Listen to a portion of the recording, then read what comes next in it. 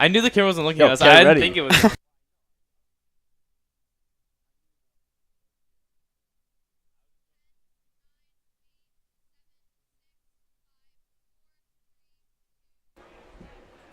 Hello, everyone. Welcome to tonight's game, broadcasted by NCTV. You have myself, Dylan Stevens, and my partners here, Gray Tomasco and Andrew Rittenberry. Tonight should be a great great game against two competitive teams. We have the number 5 seed, the Naugatuck Greyhounds, playing against the number 4 seed, the New Canaan Rams, in this quarterfinal SEAC game. It's a great night tonight, a little cold. Now I'll pass it to Andrew Rittenberry with key players. Thank you, Dylan. On Thanksgiving Day, the Rams were able to beat their arch nemesis, the Darien Blue Wave, for the 5th straight time on Turkey Day, 13-10. It was a super hard-fought game, defensive battle, but unfortunately the Rams had pretty much no time to celebrate this victory. According to Coach Marinelli, he had the guys practice on Friday, Saturday, Sunday, and Monday. And with the quick 5-day turnaround as opposed to the normal 7-day turnaround, these guys are exhausted. However, they're going to have to show up and play their A game tonight against a very good Naugatuck Greyhounds team. With that being said, here are 3 players who really played well on Turkey Day. The first one is Hunter Telesco. On Turkey Day, Hunter Telesco was able to hit the 1,000-yard mark on the season, an incredible feat in just 10 games, hitting that average of 100 yards a game. He has absolutely carried this offense throughout the entirety of the season. And Coach Marinelli mentioned in our meeting this week that they were going to keep feeding him and that they needed to keep feeding him to have a chance to win this game. So look for him to have a ton of carries today. My next player to watch is Jack Boutine, who finally had his breakout game against the Darien Blue Wave on Thursday. He racked up 2.5 sacks against Darien. He's an incredibly aggressive player. He plays with a ton of passion. And against Naugatuck, who plays a little bit of a run-heavy offense, look for him to make a ton of tackles today. And my last player to watch is Matt Salmini. Matt Salmini was the MVP of the Turkey Bowl for the Rams, and he's probably been the MVP of the entire season for the Rams. He leads the team in tackles, and he is an absolute beast. He really thrives attacking the line of scrimmage, and for a run-heavy team that they're playing in Naugatuck, he's going to have a ton of tackles tonight, so look for him again. Right, and some key players for this Naugatuck team. Nathan Gendron, the junior wide receiver. He averaged 18 yards per reception earlier this season, and we're looking forward to him having some big receptions today as he is a very large part of this offense. Again, senior running back Michael Dettelbaum has 93.4 yards per game rushing, which is insane. And when you pile that with the second running back on this team, Caden Martin, the senior running back, has 89.4 yards per game. This is a dual-threat running back offense. Both running backs are very talented, and this Naugatuck team loves to hand them the ball. Wow, thank you, Gray and Andrew. This should be a great game tonight. Thank you for the player comparisons. And now we'll pass it down to sideline reporter PJ for more about the Turkey Bowl.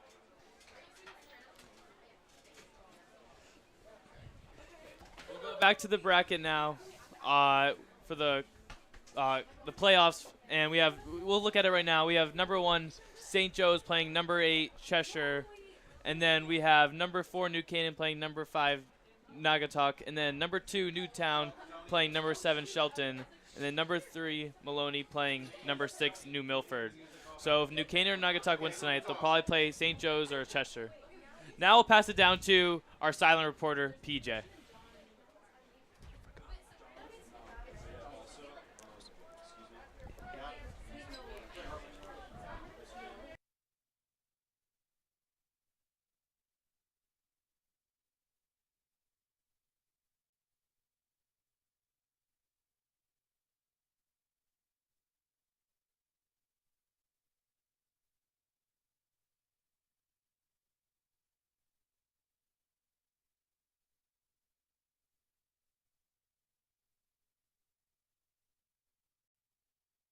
Thanks for that, PJ. Definitely looking forward to seeing how the Rams come back after that big win for them. Now a little defensive comparison for these two teams. Naugatuck players are tired. A lot of them play both sides of the ball.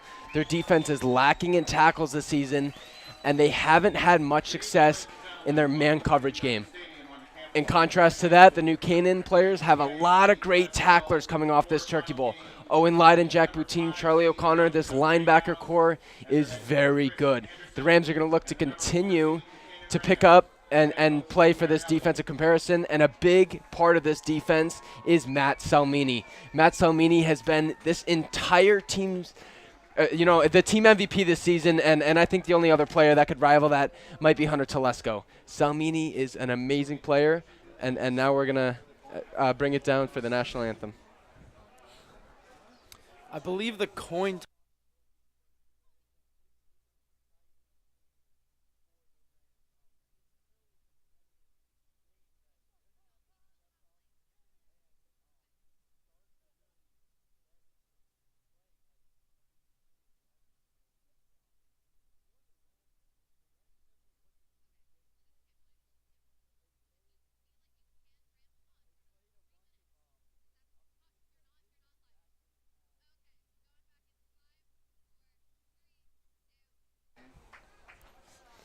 Well, thank you, Gray. And another thing that is interesting to me is that the Rams are finally starting to play difficult teams each and every week. At the start of the season, the Rams played a bunch of teams that weren't exactly strong nor competitive compared to the Rams. They blew them out, and it allowed the young guys to get a lot of quality reps. However, moving into the playoff season, they're really going to start to be playing good teams every week. These are the top 8 teams in their class. And so this is going to be a great test for the Rams and really their starters to see if they have that gas in them. Now, Andrew, I know you spoke to a head coach of the new Canaan team, Lou Marinelli, earlier this evening. What did he say is their game plan to stop this Naugatuck offense? Yeah, so he knows that they run the wing T, which is pretty much a run, entirely a running offense. Luckily for the Rams, Coach Marinelli actually ran a wing T in prior years, so he knows exactly how this type of offense works, and he told me he's extremely confident in the ability of the defensive coaches to be able to slow down this Naugatuck wing T offense. And the Rams played a very similar team last year in North Haven that also ran the same exact offense, and the Rams won that game, so I believe they are confident here. As the Rams captains are now heading out onto the field for the coin toss here. Rams captains are number 6, Max Alert. Number 8, Ty Groff. Let me tell you, Andrew, this is a very exciting game. First game of the state playoffs for both of these teams. They have 2 more games left after this. You win 2 more after this, and you're a state champion. Tonight should be a great game. You know, it's win or lose in playoffs, and we have 2 teams playing each other that rarely play each other because they're on different sides of Connecticut, and, you know, it's not a rivalry, but they're definitely going to go all out right here because they don't want to go home losing. And Naugatuck is a very traditional football program. They run a very old offense, and these guys, these guys in this town is incredibly proud of their football team. They play with a ton of heart, and this is certainly not going to be a gimme for the Rams tonight. Listen, one player that is coming back for the new Canaan Rams tonight, number 6, the senior wide receiver Max Alert is expected to make his 2nd return after he played earlier in the Turkey Bowl. You know, head coach Lou Marinelli spoke about giving him some more receptions and hopefully getting this pass offense going with the skill and the veterancy that he has as he is one of these captains, and he's been looking forward to playing. Yeah, all he year. could be a huge game changer tonight, as the New Canaan Rams haven't had the greatest passing game like they've wanted, and having their Ty Groff back, their senior quarterback, and now their number 1 wide receiver back, Max Alert, they should be great in the passing game for tonight's game. Yeah, and this is honestly one of the more improbable returns from injury I've ever seen. He was operated on in the spring, and he managed to come all the way back from a torn ACL in mere months. It's truly incredible what he's been able to do. I know he's incredibly passionate for his teammates and the sport in general, and he wants to be out there for what is likely going to be, barring a miracle, the Rams' last game on Dunning Stadium this fall. Now we're going to give you the national anthem here shortly. Players from both teams taking the sidelines. Fans in the stands standing up, hats off.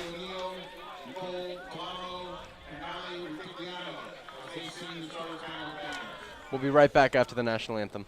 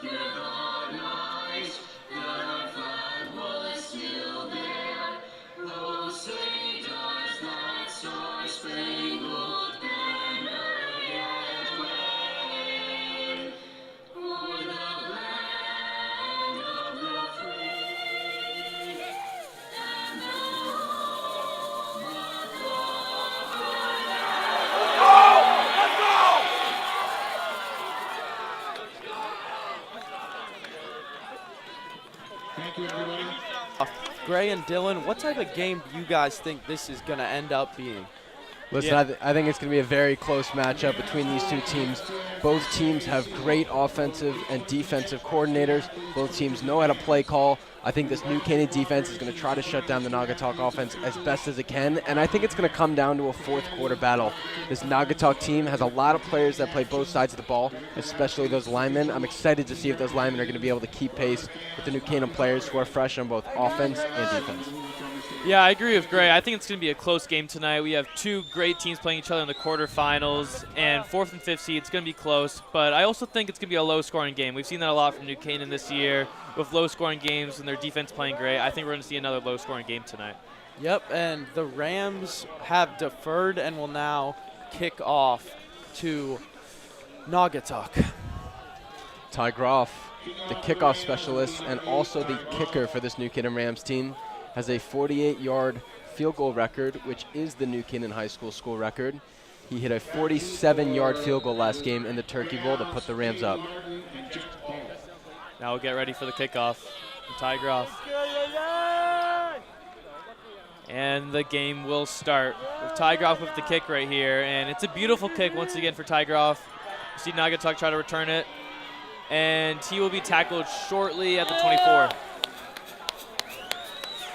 And here comes that feared Rams defense who has given up such a little amount of points this year. Really these past 2 years, they've just been incredible for this team. And Coach Chris Silvestri has done a phenomenal job coaching these guys this year. Yeah, and look, you saw number 32, Jake Fox on that tackle, a great player on this Rams team. Plays a little bit of outside linebacker. You see him a lot on the kickoff, making plays like that, able to get down there and give Rams solid field positioning here defensively. Now let's see what Naugatuck will do here on the first play of the game. They have everyone's pretty close together right here on the play. We have a motion, and it will be a toss to the right. It will be a big run for Naugatuck. He'll truck the first guy and then get tackled shortly after. That was number 15, Jet Hall. You know, and listen, something that Hall is able to do is lower his shoulder, and you saw right there, shoulder meets shoulder. Tucker Milligan was able to match him there. Tucker Milligan with a shoulder injury, he is able to play this game. You saw him make a great tackle there and stop the momentum. Yeah, and you can already see Naugatuck is an incredibly physical team. But Coach Marinelli said in our meeting that he expects it to take a couple of plays for this defense to get used to such an odd offense that Naugatuck runs. Yeah, definitely not the offense we're used to. And we'll see a motion here for Naugatuck. And number 13, Caden Martin will fumble it. And we'll see what the refs say here on the return. And it will be, looks like New Canaan think it's their ball. And waiting for the ref. And it looks like it will say Naugatuck's ball. Dylan, I think it's one of those situations where the ball's on the ground. and both players have it in their grip, and it's really just who wants it more. And that's really playing after the whistle. The ball's on the ground. They're tearing it apart from each other. When you're at the bottom of that pack, you know, one team could have the football, but it could go the other way. Yeah, and this is one incredible start. First 2 plays that Naugatuck has had, 2 just solid runs. If they're able to consistently do this throughout the entirety of the game, New Canaan is going to have some major problems.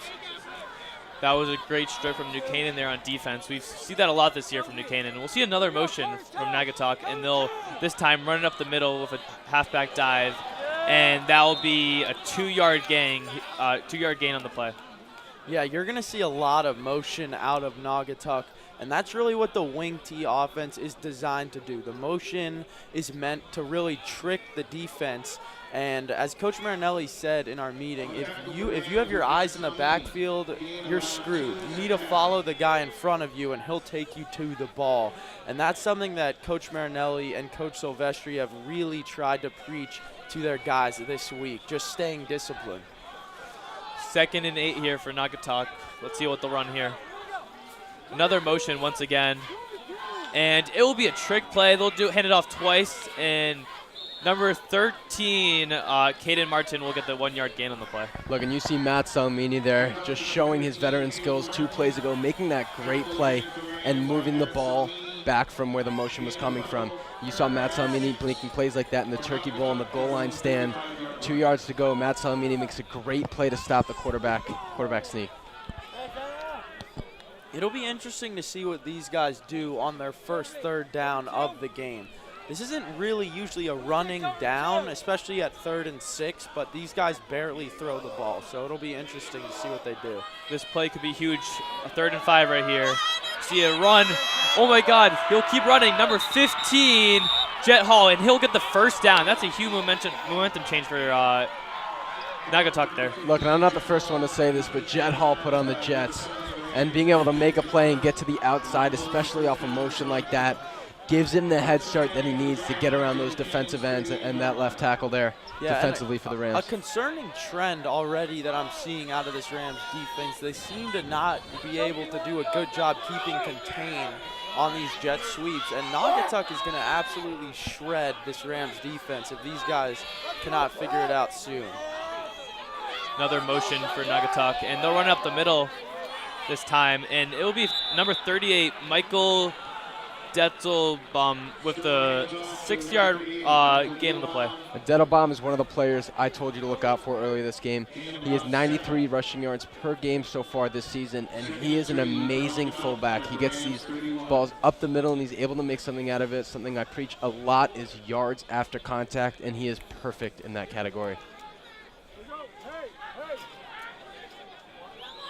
You got to think Naugatuck's doing exactly what they want to do right now, just getting 5-6 yards every play and just running on these New Canaan defense.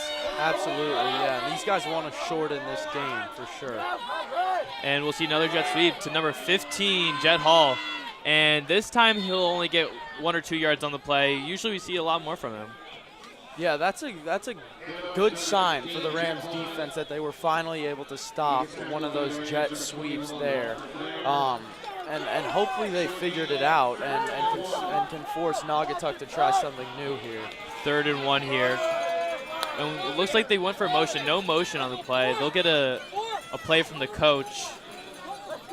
And now we'll see the motion. And it'll be a jet sweep to number 15, Jet Hall, once again. And he'll go on the outside, and he will get the 1st down. Listen, when 1 yard's all you need, those outside plays are great, especially when this Rams team is struggling with keeping contain on the ball.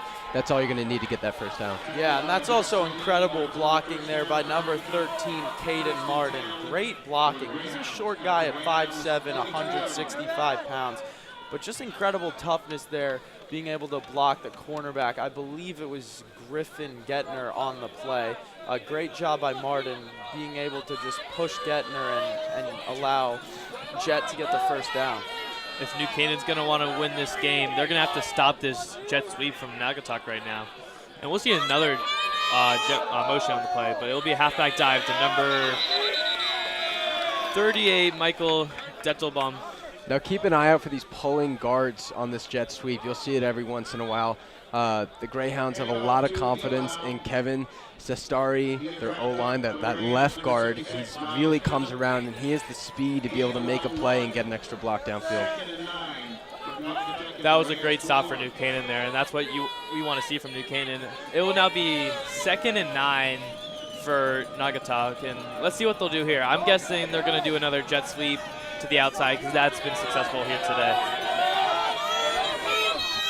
We'll see another motion once again, and it'll be a double handoff once again, and number 13 will run it but get taken down instantly by New Canaan. Yeah, that's a great play there by Matt Salmini. Who else? He's done a phenomenal job all season long, and just a great play there. Hall actually kind of had a lane there, but Salmini filled that gap incredibly quickly, and he was able to stop Hall from getting another big run. Right, and watch Matt Salmini, this penetration he's able to bring to this line. Matt Salmini is creeping up. He's able to read where the running back's going to be and use his long arms to make a great tackle like you've seen. Yeah, it looks like that was going to be a great run from Naugatuck, but Matsumini came out of nowhere and made the huge tackle. And we'll see another jet sweep for Naugatuck, and wow, he'll get hit really hard, number 13, Caden Martin. Wow, he got hit pretty hard on that play. That's another very successful jet sweep, though, by Jet Hall. He has pretty much had all the yards for the Greyhounds throughout this drive, and they've quite literally been all jet sweeps, I believe. But he is doing an incredible job. It'll be interesting. I believe they're going for it here, but it'll be interesting to see what they do here. Yeah, that was 3rd and 8. Crucial play, getting 6 yards on the play. It'll be 4th and 1, 4th and 2 right here. And we'll see a run up the middle this time. And I don't know if it's a first down or not. He got pushed back. We'll see right now what the refs say. Looks like the refs are saying it will be a turnover on downs. No, I believe he got it, Dylan. Nope. The refs are saying it's a turnover on downs. The Rams were able to stop them on 4th and 1. What do you have to say about that, Andrew Rittenberry? Yeah, that's a phenomenal run there by, or a phenomenal stop there by the Rams defense. All 11 guys hustling to the ball. That's something that Coach Silvestri really preaches to his defense. All the guys hustled there, and that's a huge momentum shift for the Rams that they were able to really stop the bleeding there on that drive. Right, and keep an eye out once again for Matt Salmini, definitely my favorite player on this team right now. Matt Salmini made 3 tackles that drive, which were very big plays, and you saw 2 of them there, which prevented first downs. Now also see New Canaan here with a huge spread offense, way different than we've seen with Naugatuck so far. And they'll run it up the middle to Hunter Telesco, and he will get about 2 yards on the play. Right, and that twins formation is something the Rams like to run. They rarely pass the ball out of it, but you'll see, especially with players like Max Alert returning, maybe the Rams get the ball out to the side. You see Max Alert running up on the left side here all alone.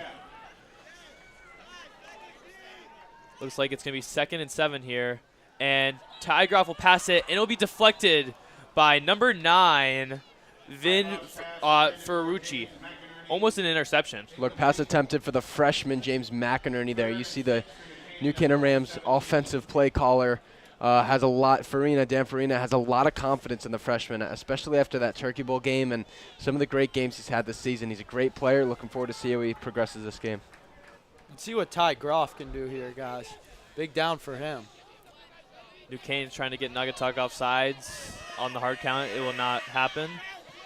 They will look for a play from the Coach Marinelli on the sideline.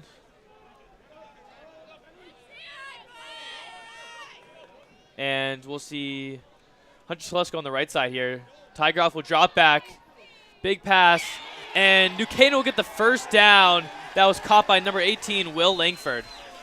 Yeah, and a great job there by Ty Groff, just going through his reads and going through his progressions, scanning the field and then hitting the open guy. Although it was short of the sticks, Alex Russi had a lot of space, and he was able to get that first down. Right, and we apologize. That was not Will Langford. That was the sophomore Alex Russi making the great play. Played quarterback previously this season before Ty came back from his hand injury. Rams go for the hard count, but it goes the other way. Moving back. Alex Russi. Penalty on the play, false start, New Canaan. Look, Dylan, what do you think the Rams are trying to do on this drive? You know, they need yards down the field. Do you think they're going to continue to pass the ball? This is the most passing we've seen out of this team this season. Yeah, I think they should keep running it. You know, we have to see – they have to get comfortable with passing right now. And Hunter Telesco's been great. But right here we don't see a good gain for New Canaan. It looks like they'll lose yards on the play. But if they keep passing it, I think by the second half they'll be looking great in the passing game. Well, now they need to keep passing it because it's 2nd and 15 now, and these are probably going to be 2 passing downs. I would expect a quick pass here from offensive coordinator Dan Farina, probably a screen or a jet sweep. Look for Max Alert here to get the ball. We'll see trips left on the left side, but all really close to the line. And Tygroff will drop back and have a wide receiver number 34, James McKierney, wide open, but pass will be incomplete, too high over his head. Look, and the difficulty with that connection is we saw a missed touchdown opportunity last week in the Turkey Bowl with those two, and McInerney and Groff need to find their rhythm. It's definitely something they found before. McInerney and Groff have connected in great passes. You saw a big down on Wilton. I believe it was for a 34-yard reception. And if they can connect here tonight, I think that's exactly what the Rams need. It's what the Rams are looking for. Being able to create a passing game could make it over for these two teams. Now we'll see what New Canaan will do here on 3rd and 15. And Tygroff will throw a huge pass. Oh, my. He will have Alex Rusty, number 10, wide open. And if he just brought that down, that would have been a touchdown. A little over his head from Tygroff there, but wow, that could have easily been a touchdown. Wow, that was a gigantic missed opportunity if I've ever seen one. Rusty had nothing but green in front of him. That was a wide open touchdown for the Rams. Just unable to connect, and a phenomenally drawn-up play by offensive coordinator Daniel Farina. They completely fooled the Greyhounds defense. The two were just unable to connect there. Yeah, it looks like New Canaan's calling great pass calls right now, but QB Tygroff just has to capitalize on these opportunities and get these passes down. And now we'll see the punt, and it'll be fair catch from Naugatuck. Listen, let me tell you something. Tygroff has been great at punting this season. He's had 23 punts. That was the 24th for 874 yards combined. That's 38 yards per punt on average, which is great, and a 56-yard best punt. That is not including the rolling distance, as some of these punts, Tygroff can get close to 60, 70 yards with some roll. Yeah, that's definitely D1 college football level right there. And, you know, New Canaan definitely doesn't have the momentum right now. Naugatuck had a great run, and then New Canaan had a 3-and-out. We'd like to see a lot more from New Canaan's offense right here, but right now we got the defense.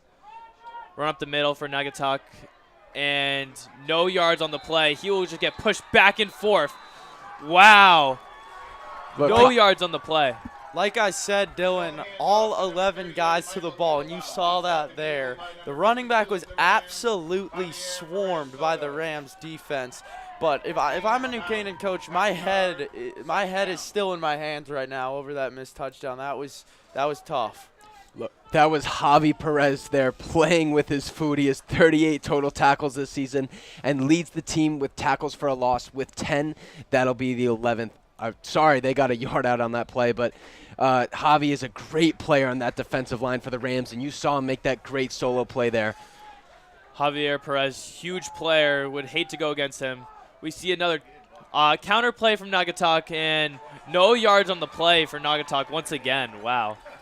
Now watch how these Rams players drive their feet. A lot of them have been talking about the sleds they've been hitting in practice to work on their tackling form and really being able to drive those players back. You saw there that Naugatuck running back was not able to get anything out of that play except for a single yard because of the way they're pushing and driving their feet and following through with their tackles. If I'm Naugatuck here, I'm running a jet sweep. That's worked in the first possession, but right now we'll see a pass. Bootleg from Naugatuck, and it'll be caught. They'll get the first down on the play. That'll be a 7-yard reception for Naugatuck. Although the Greyhounds got the first down there, Coach Marinelli right now is looking like an absolute prophet to me. He mentioned to me in the meeting, like I said earlier, that it was going to take a couple plays for the Rams defense to get adjusted, and sure enough, the Rams have gone from getting absolutely gutted by this Greyhounds rushing attack on the first drive to absolutely stuffing them on the second drive, and that's a pass that's not going to be completed a whole bunch, but good play there by the Greyhounds. 1st and 10 for Naugatuck, and they'll do a halfback dive up the middle, and they'll get about 4 yards on the play. Let me tell you, both these offenses have been playing great today, and Naugatuck's found their success in that jet sweep game. And I think the Rams, this is the best they've looked this season on offense. They haven't done very well in terms of driving down the field, but they've been getting wide open receptions. And once they find their groove, I think both teams are going to find a lot of success. Yeah, New Canaan's offense has shown a lot of potential so far in this game, and if I'm Naugatuck, I'm running a jet sweep in one of these next 2 plays. We saw a lot of success in the first possession. Haven't seen any jet sweeps in the second possession.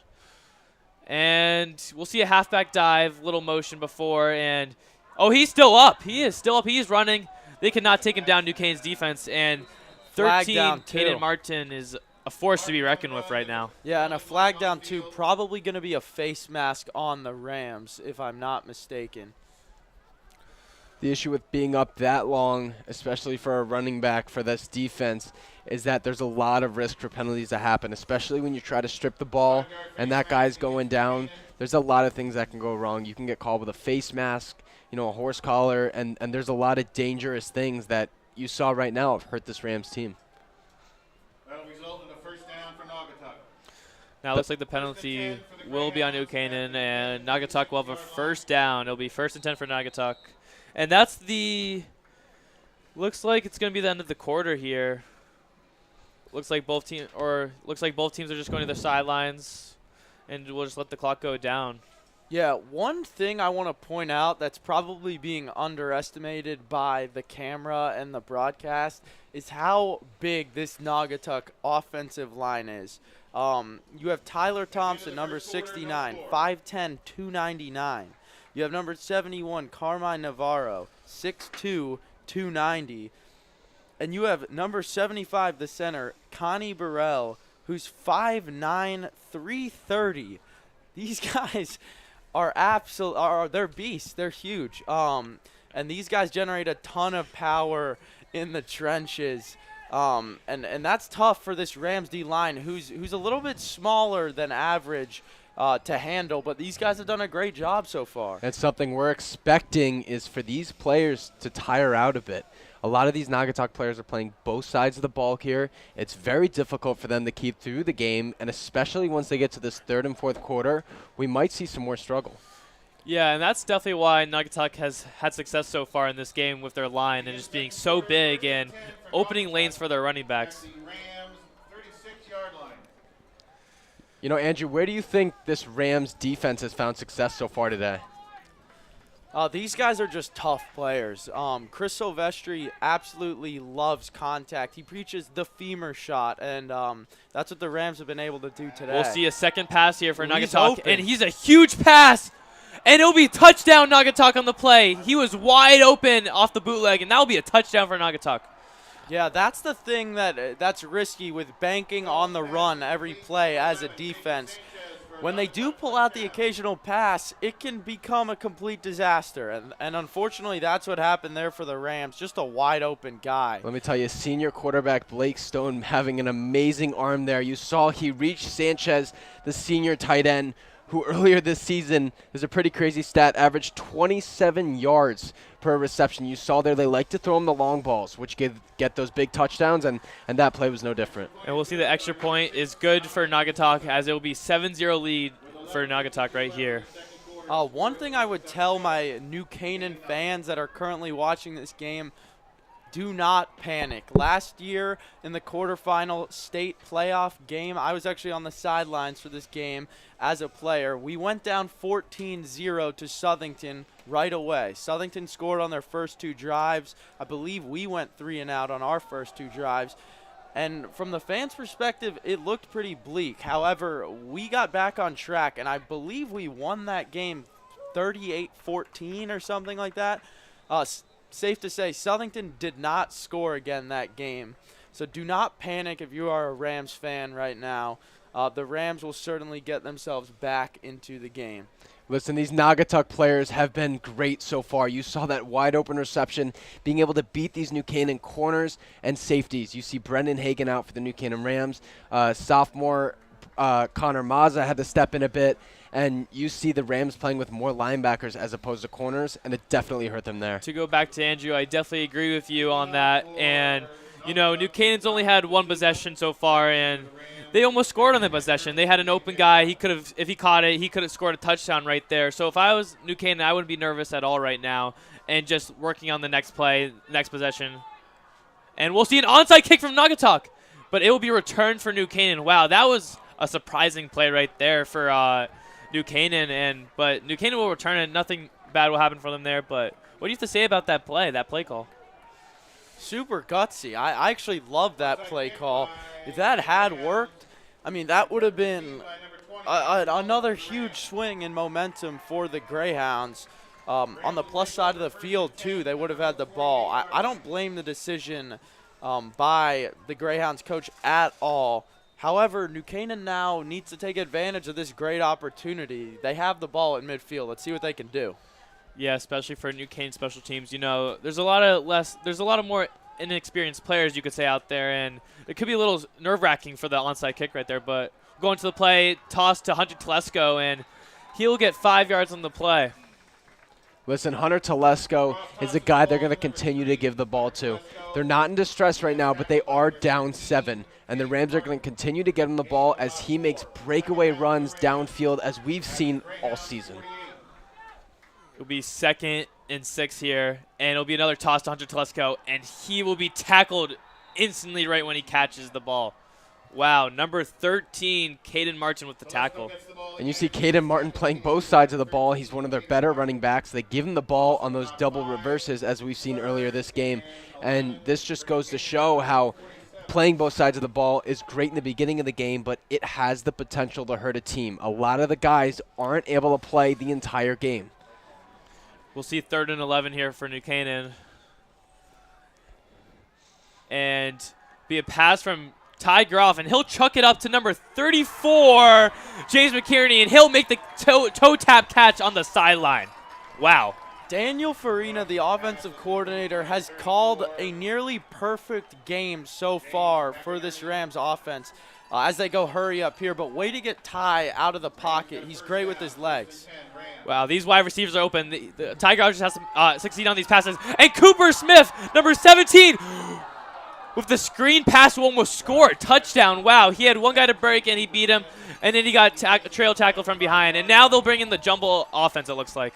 This is super exciting for every Rams fan. The noise is up. The Rams just had 2 great plays. You saw them pass the ball twice in a row.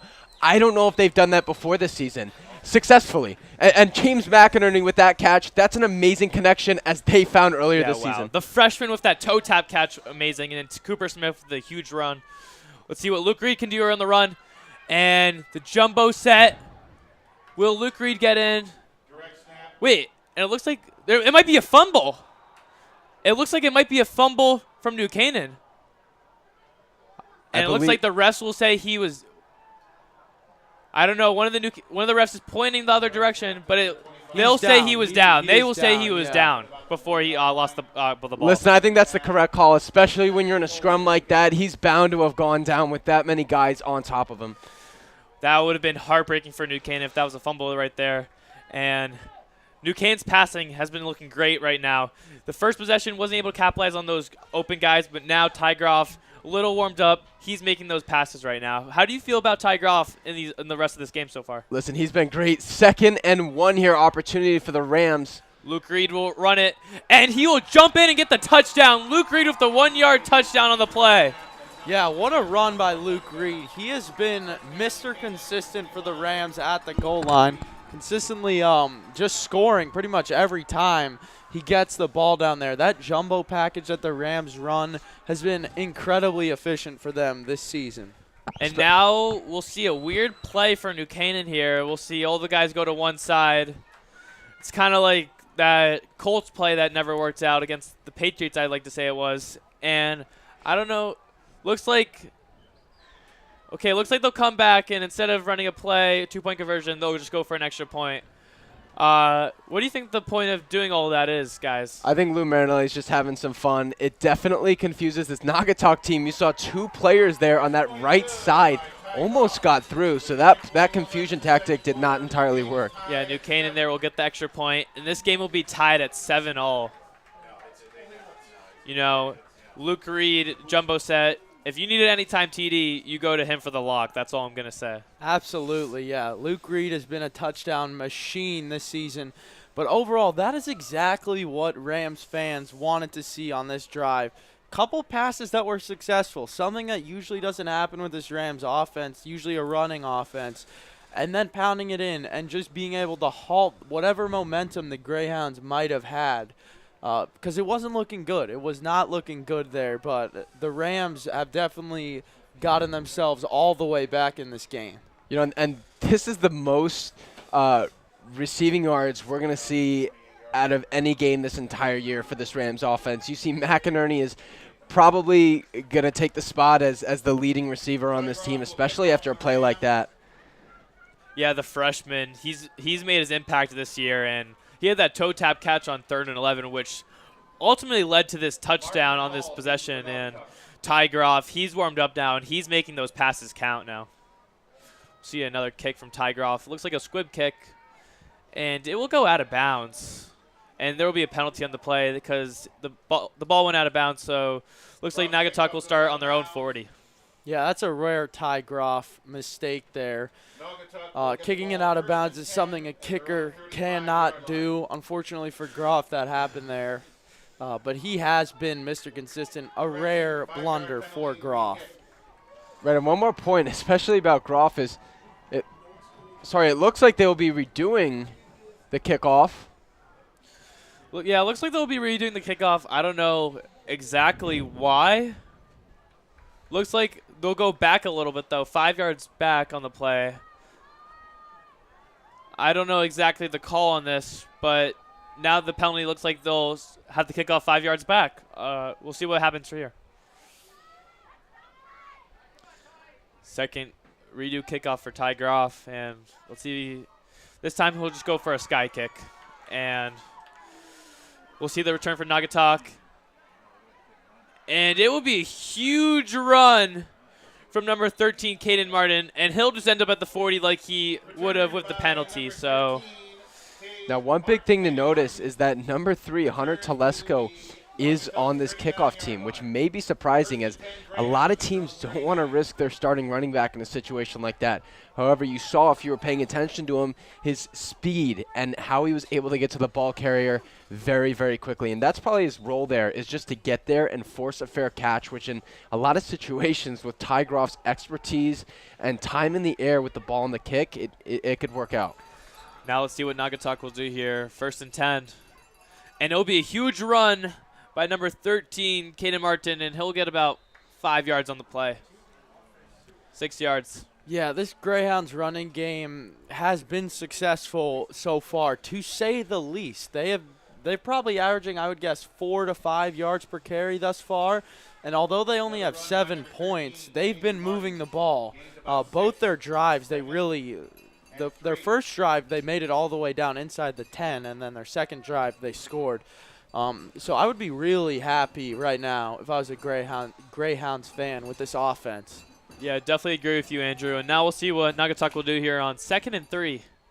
It'll be another run to Caden Martin, and he will break a tackle, and he will keep running as 4 New Canaan guys come and try to tackle him, and he is still up.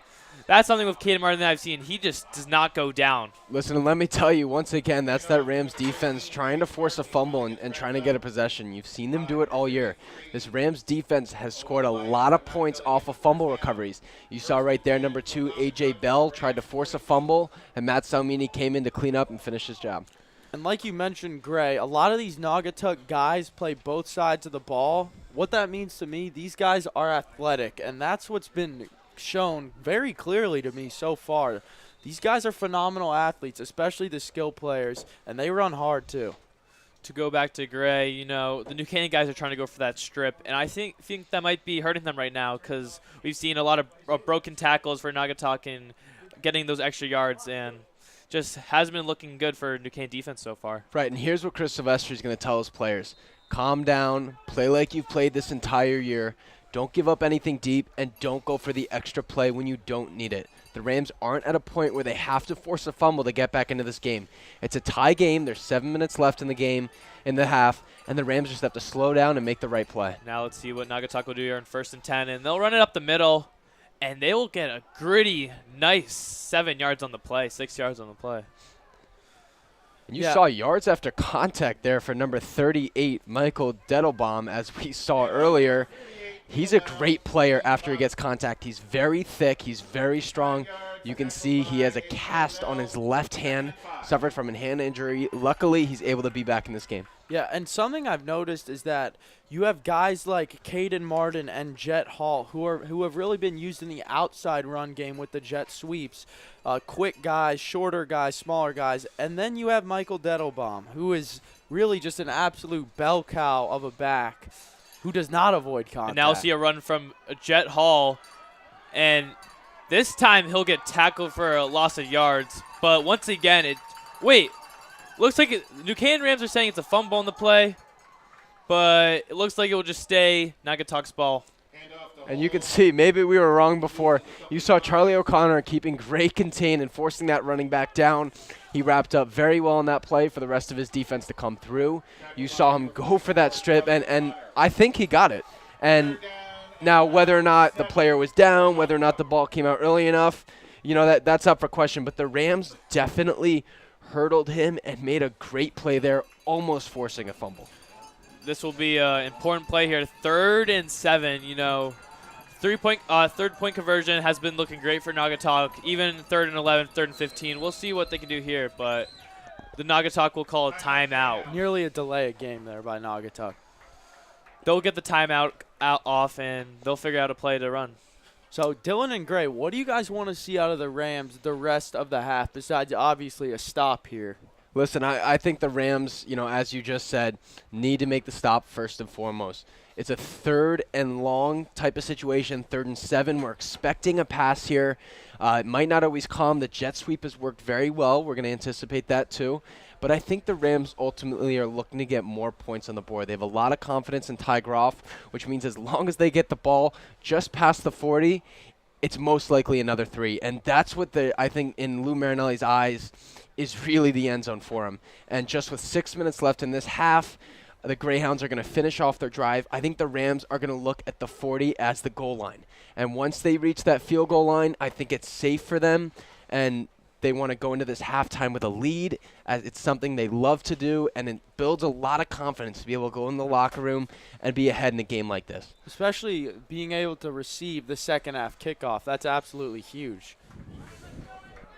Now after a huge timeout, it'll be interesting to see what Naugatuck will run here. What do you think we'll see here on this play? A pass, likely. And I think the Rams are going to be prepared. Their guys look a little bit farther back here. And, yeah, we'll get a pass. And it'll be a quick pass, and it'll be incomplete for Naugatuck, and now it'll be 4th and 7. Stone's pass goes incomplete. That's exactly what the Rams were looking for, as we said before. You see the Rams players holding up 3 and out. It looks like the Greyhounds will go for it on 4th and 7. Looks like you are right. They will go for it here on 4th and 7. This will be a big play for both teams and definitely a game-changing play. And timeout will be called for New Canaan. They will think more about this next upcoming play. Yeah, and these guys are not averse to gutsy calls. You saw that with the onside kick after the touchdown. That's about as gutsy as it gets, as well as the pass that scored them the touchdown as a running team. It wouldn't surprise me if they changed their minds and punted here, but then again, it also wouldn't surprise me if they went for it or even ran it. Right, here's what's neat. The Greyhounds have a big decision here, and I think no matter what they take, it's going to be a safe one. They can give up this kind of field positioning. It's something that, worst case scenario, the Rams probably get a field goal. The Rams have been slow to drive the ball down the field, especially in situations like this in the past, although their passing game has picked up a lot today. So maybe the Greyhounds go for the punt. I'm not sure if they want to do that, especially with these Rams returners. Griffin Gettner, a great player, a guy who can really make a play out of that and not really give the Greyhounds much worse field positioning regardless. Now we'll have a big play here, 4th and 7.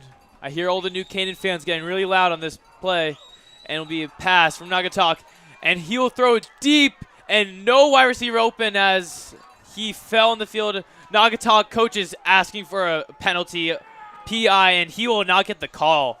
It will be a turnover on downs in New Canaan's ball. And a good call with the no call. That catch or that pass looked to be pretty uncatchable to me. Great defense. They were prepared. They knew what was coming, but I agree with Gray. I think Naugatuck was able to give up a situation like that because their defense has played well thus far. Right, and Naugatuck, very fortunate to make it out of that situation there. Unlucky, didn't get the right call, and I think that's something that's the first thing you look for when you get locked up defensively is a pass interference call, and you saw all the players raising their hands there. Looks like we'll see what New Canaan can do here. And they will run it up the middle to Hunter Telesco, and he will break a few tackles. He will keep running. He will make jukes, and he will get the first down for New Canaan after a 13-yard gain. And that's the Hunter Telesco we've wanted to see today. That is a textbook play by Telesco.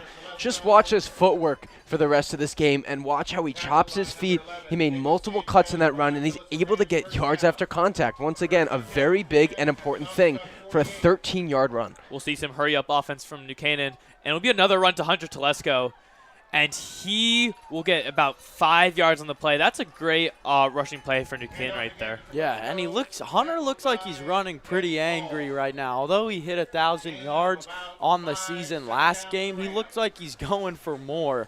And although he's a speedy back that can get to the outside, he can also run up the middle too. And they will run it to Hunter Telesco once again, and he will get about, looks like 3-4 yards on the play, and it'll be 3rd and 2. Continue to watch Hunter Telesco's ball security. He had an unfortunate fumble earlier in this season, just a game or two ago, and that's something that Hunter Telesco does not do often. You'll see the ball security. He wraps that ball up. It's very tight, and with the amount of carries that Telesco has, it's very important to do so. He's had 150 carries this season and a few more just this game. 3rd and 2 here. New Canaan's getting ready for the play, and Hunter Telesco will move to the right side of the quarterback. And it'll be a QB sneak to Tiger off, and he will get the first down, about 5 yards on the play. First down, New Canaan Rams, and they're rolling right now. Yeah, and a good play call again by offensive coordinator Daniel Farina. They look like they're going fast here, as they should. They have not used Max Alert yet, though. They're running their hurry-up offense, and New Canaan's offense has been dominating so far. And we'll see another run to Hunter Telesco, and it looks like I just jinxed New Canaan Rams as they'll get no yards on the play. New Canaan Rams have 4 minutes left on the clock, which is more than enough time to score. You saw them running their hurry-up just to make sure that in case of a not conversion here on this drive, the Naugatuck team will not have a lot of time to score points for the second quarter. Guys, what do you think? Why do you think they're running so much hurry-up offense right now? Listen, I think it's something that the Rams have done all season, and they're going to continue to do it this game, especially in a situation like this. We'll see a toss to, looks like Hunter Telesco once again, and I think they're going hurry up because all of these guys play both ways. They're trying to tire them out. That's what I think. It's a great point, Andrew. That definitely makes a lot of sense. And we'll see a big 3rd and 8 right here, 3rd and 9. And Naugatuck will go offsides with the false start. Number 71, Carmine Navarro, will have the false start for Naugatuck right there. And great discipline from that New Canaan Rams offensive line. You saw Flynn Coffey there not jumping at all when that player moved. You know, if you're Naugatuck, you just got to be like, what are you thinking? Obviously, they're going to be running hard count. They've been running it this whole time. That's just something you can't do in this part of the game. And now New Canaan has a 3rd and 3, which they'll just run up the middle. And looks like Hunter Telesco might not get the first down. I thought it was an easy first down. Hunter Telesco has been controlling this possession so far. but it will be a 4th and 1. Dylan, they will although bring- you can take the 3. They will bring out the field goal team. No, I don't think They I are think bringing they're out the going jumbo. Oh, jumbo. They are bringing out the jumbo. I was gonna say, although you can go for 3 here, and this is a kick Ty Groff will probably hit. This is way too close not to go for it, and a touchdown here would really be big. Although a field goal would help, a touchdown would be big. Yeah, it doesn't matter how good your kicker is. I think right here on 4th and 1, you go for the first down and you try to get a touchdown here. And Luke Reed might get stopped on the play. Wow, he'll get tackled really hard. wow. And we'll see what the refs say here. The Naugatuck coaches are Naugatuck out ball. on the field. Listen, I think they're going to mark him just an inch short. It looked like he got It far looks enough. like they might have to bring the chains out for this one. It's going to be really close for New Canaan. It looked like he had it. It really did, but what a play by the Naugatuck defense. And it looks like they'll bring the chains out. This will be a close call. Looking at where the ball is and where the chains are, it looks like it's going to be a first down for the New Canaan Rams. It could very well be short, though. This is going to be a close call. Could go either way. This is about as close as it'll get. This is a very big and important drive for the Rams. If they get this first down here, it'll give them great field positioning and time left on the clock to get points on the board. And it will be a turnover on downs. Naugatuck's ball. Wow, very close. Naugatuck will take over. Listen, Wow, that's sorry, I that can't even blame Luke Reed there. That is just Right. phenomenal tackling by Naugatuck. I believe that was number 11, Jacob Sanchez, that was able to make that tackle. Incredible play. Yeah, that was really close. It was 4th and 1. Luke against the other guy, and just both went at it and lost that battle. But now we'll see New Canaan on defense here and Naugatuck on offense. And Naugatuck will run it up the middle, and they'll get a huge run. 8 yards on the play by number 38, Michael Diddlebaum. Hand off to Diedelbaum. He gets tackled by Salmini. Gain of about 9. Great 2 play minutes by left in this game. great play by Salmini there. Once again, making another tackle. Matt Salmini has had a lot of tackles this season. Before this game, a total of 85. 2nd and 1 for Naugatuck, and looks like they'll get tackled for 1 yard on the play, maybe none. I think And that'll be good enough to get the first, though, Dylan. looks looks like like- we'll see what the refs say. Looks like it's going to be 3rd and inches for Naugatuck. Nope, they'll get the first down. And I can hear the New Canaan coaches on the sideline, and they are not happy about that decision. Martin gets enough for a Naugatuck first down. One thing I want to point out here is that although Naugatuck might move the ball, the likelihood that they're going to score on this drive is slim with 1.5 minutes left. They run it pretty much every play, so these seconds are going to be ticking. And here's exactly what the Greyhounds are going to be looking for here is to get a wide receiver as open as they have earlier in this game. Their first touchdown to number 11, Jacob Sanchez. A great player who breaks downfield. I think they might have confidence to throw him the ball.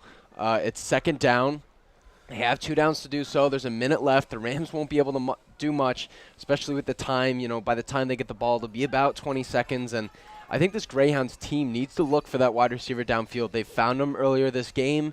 He's been open multiple times, and it's going to be their best chance of getting a touchdown. Looks like Naugatuck's only thrown 2 passes this game, and one of them led to a touchdown. And we'll see another pass here for Naugatuck, and this will be a big pass, and it will be almost intercepted by number 7, Griffin Gettner, but he will drop the pass, and it will be 3rd down now, or 2nd down.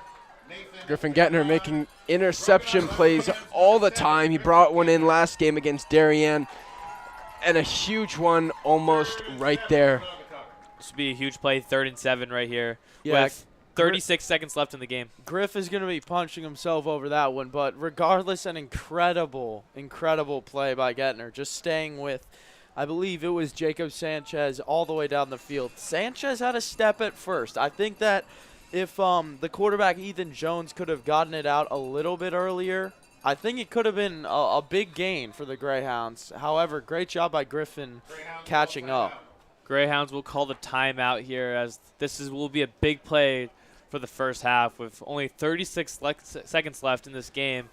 You got to think, Naugatuck's definitely going to go for another pass. They were almost successful there, and they're 1 for 3 on passes, 1 for a touchdown. What do you think they're going to run here? Look, just one more point on that last pass there. Nathan Gendron, one of the players we said to watch earlier, that wide receiver who almost caught that ball, is 6'4".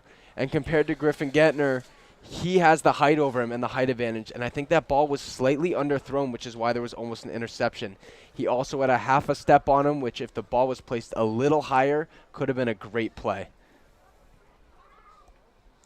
I think this Naugatuck team right now is going to take this third down and probably try to get the first. I'm not sure if they're going to be able to make a Hail Mary player yet, just because there isn't enough time on the clock for this Rams team to make a 37-yard play. And if they get the ball back, especially with Ty's leg, that's a very safe distance. This is definitely going to be a big play for Naugatuck. They're definitely going to have to get a lot of yards in these next 30 seconds because I was watching their kick earlier, and he was not doing that good in the kicking game. So looks like Naugatuck's going to have to get a lot of yards here. And they'll do a double handoff once again, but it will not work. They will not get the first down, but it will be 4th and 2nd. That'll be the half, and H.A. Bell got a hand on that one there, tripped up the running back. Will not be the half there, Gray. It will be 4th and 1 for Naugatuck, and it looks like they're going to go for it on 4th and 1 on their own side. Wow, that would be – I actually do not see the point in doing that. I support taking risks in the game of football, but this is simply a risk that poses no benefits to me because they are a run-first team. They don't have a lot of diversity in the passing game. So even if you convert here, what are you going to do with the ball with 1 timeout and 20 seconds left in the game? It does not make any sense. I fully expect this team to punt the ball. Especially with New Canaan having a great kicker like Ty Groff, who could easily make a field goal from the distance if New Canaan just gets 5 or 4 yards after this play. Look, I think what they're going for is the first down here. That first down will basically seal the half and take away any chance of a Rams possession. I'm not sure exactly what the coaching staff is thinking. I think this Naugatuck Greyhounds team might be scared of what the punt returners can do on this New Canaan Rams team because you see they've been avoiding the punt a lot, and there have been a lot of 4th down conversions that they've gone for, which are very questionable. You know, anything past 4th and 5 is questionable to begin with, and you have a play that's like 4th and 8, and you're not punting. It's a very surprising decision. Huge play here for both teams. 4th and 1 for Naugatuck. And they'll do a hard count. It won't work. We'll see a motion on the play. A double motion now. This is a huge play for both teams. Naugatuck's definitely taking their time, trying to get the hard count. Will not work. And it looks like Naugatuck will just try to get New Canaan offsides, and it won't be successful. Looks like now they'll probably end up punting it. Certainly. They will certainly now punt the ball. But a smart play, a smart attempt at trying to draw off that Rams defense with all the motion they normally do. Just a smart play, a safe play, and now they can safely punt the ball away, which will all likely end the half. The Rams have a timeout left. By the time this punt is downed, I would guess it's probably, I don't know, 15, maybe 17 seconds left. Yeah, and you could see coaches Miska and Silvestri for this New Canaan Rams team were very excited with their defensive linemen and linebackers discipline on that play. That was an amazing play by them, and it's something that you can't overlook. Being able to hold their ground on a hard count that the Greyhounds were going for is something that, you know, could cost you the half, and now they'll have a chance to score a touchdown. Now let's see what will happen here in the last 30 seconds of the half. And Griffin Gettner will be the punt returner, and he'll break the first tackle, but be tackled shortly after. Wow, he'll get picked up and thrown, but that will be a penalty on the play, as that was not needed at all. No, by it Naugatuck. certainly was not. And just a completely boneheaded play by Naugatuck. What are you doing? Because now the Rams are going to have the ball near the 40. So now instead of having to go, I don't know, 55, 60 yards, they now only have to really go 35, 40 yards to get into field goal range for Ty Groff. You know, and here's something that shouldn't have to be said. That was stupid. That was a very stupid play. And, you know, Jacob Sanchez, I think, was just trying to, you know, put a little spike in his team's hearts and try to get them going. But I think it's going to have that reverse effect. You know, you hurt a player in a team sport, and that entire team is against not only you, but your team twice as much. And I think that play right there lit a fire in this New Canaan Rams team. They are very excited to get on this field and now beat up the player who just tried to take out theirs. Now with the Rams being given great field position and with only 15 seconds left, I would love to see a new high school record for Ty Groff on a field goal here if we can see it. That would be crazy to see. But we'll see what New Canaan comes up with here in the last 15 seconds. Listen, Groff's field goal last week that he hit from 47 would have been good from at least 50. Ty Groff had a lot of room to spare. His leg can definitely reach the range. I'm not sure if the Rams will attempt anything past 50, but definitely with 16 seconds left and their field position, and maybe they get 15 yards here, and it's very likely they'll go for the field goal. Look for a rollout here. See, Ty Groff will drop back. A lot of time in the pocket, and that'll be a drop by number 20. I don't think that'll be James McInerney on the drop, the freshman. My bad, number 34, not 24. And, you know, he's been looking great this game. You can talk more about him. Right, and James McInerney has had that big catch earlier, and you saw just one before that, one bobbled out of his hands. It's very nerve-wracking to be a freshman. I think he's definitely put on the helmet and strapped up and played great in practice. I think games are just going to be something to get used to. You know, New Canaan still has one more timeout here. And, wow. Pass incomplete for the Rams. You know, we'll see a penalty on the play though in the backfield. Listen, I think looks like it'll be roughing the passer on Naugatuck. Wow, another not smart play for Naugatuck here. Again, just why? Why are you doing that? If you are a defender for Naugatuck, I mean, you're now moving the Rams up once again. Although I think it's a little bit too late to get into field goal range. At least they have another play or two to probably drive down the field. Right, and once again, that was another one of the Naugatuck star players who was making one of those plays. That was Michael Dettelbaum. You see him playing offense as well as Sanchez did before. And I hate using the word, but that was really a stupid play. And now you're giving the Rams this field positioning. There's only 5 seconds. Right, there's only 5 seconds, but say they get down, they could get into field goal range. They could get into field goal range. We'll see. So let's go. And, wow, that will – looks like there's 0.7 seconds left. But another flag. Another flag. Will this be another flag on Naugatuck? Listen, Hunter Telesco was wide open on that play, and I believe if, you know, the play was to bootleg the other way, but you see Hunter Telesco fly up your screen there. If Ty Groff was able to find him, it was the opposite side of the field, but he would have been open for a touchdown. Looks like the penalty will be on New Canaan. I don't know exactly what the call is, but intentional grounding, I believe. Looks like it will be intentional grounding, and that was almost an interception. That was kind of close. That a little too scary for me. Yeah, and this will all but end the half. Probably a knee here. Yeah, they're going to be taking a knee, and that'll send us to halftime, folks. That was definitely an interesting first half. Only 7-7, but I feel like there was a lot closer to a lot of more scoring in that first half, and it will be interesting to see what happens in the second half. Right, we're going to kick it down to our sideline reporter, PJ, for more in that first half.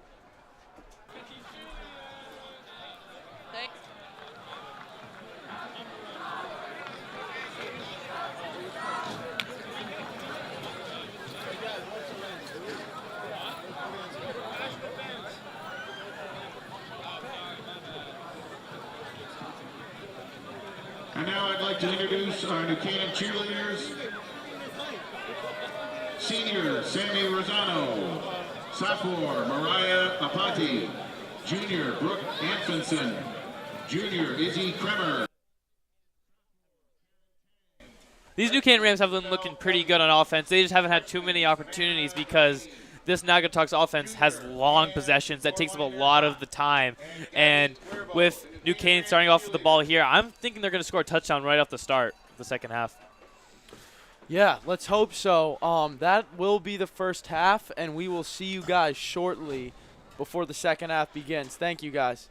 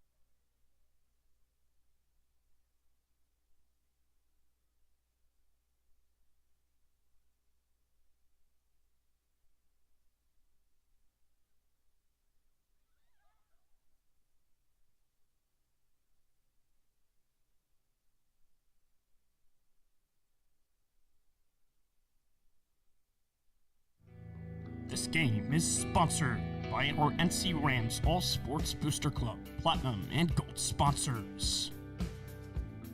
We would like to thank our Platinum sponsor, Dr. William Fessler of Family Dentistry, the dental office for our entire family's dental needs.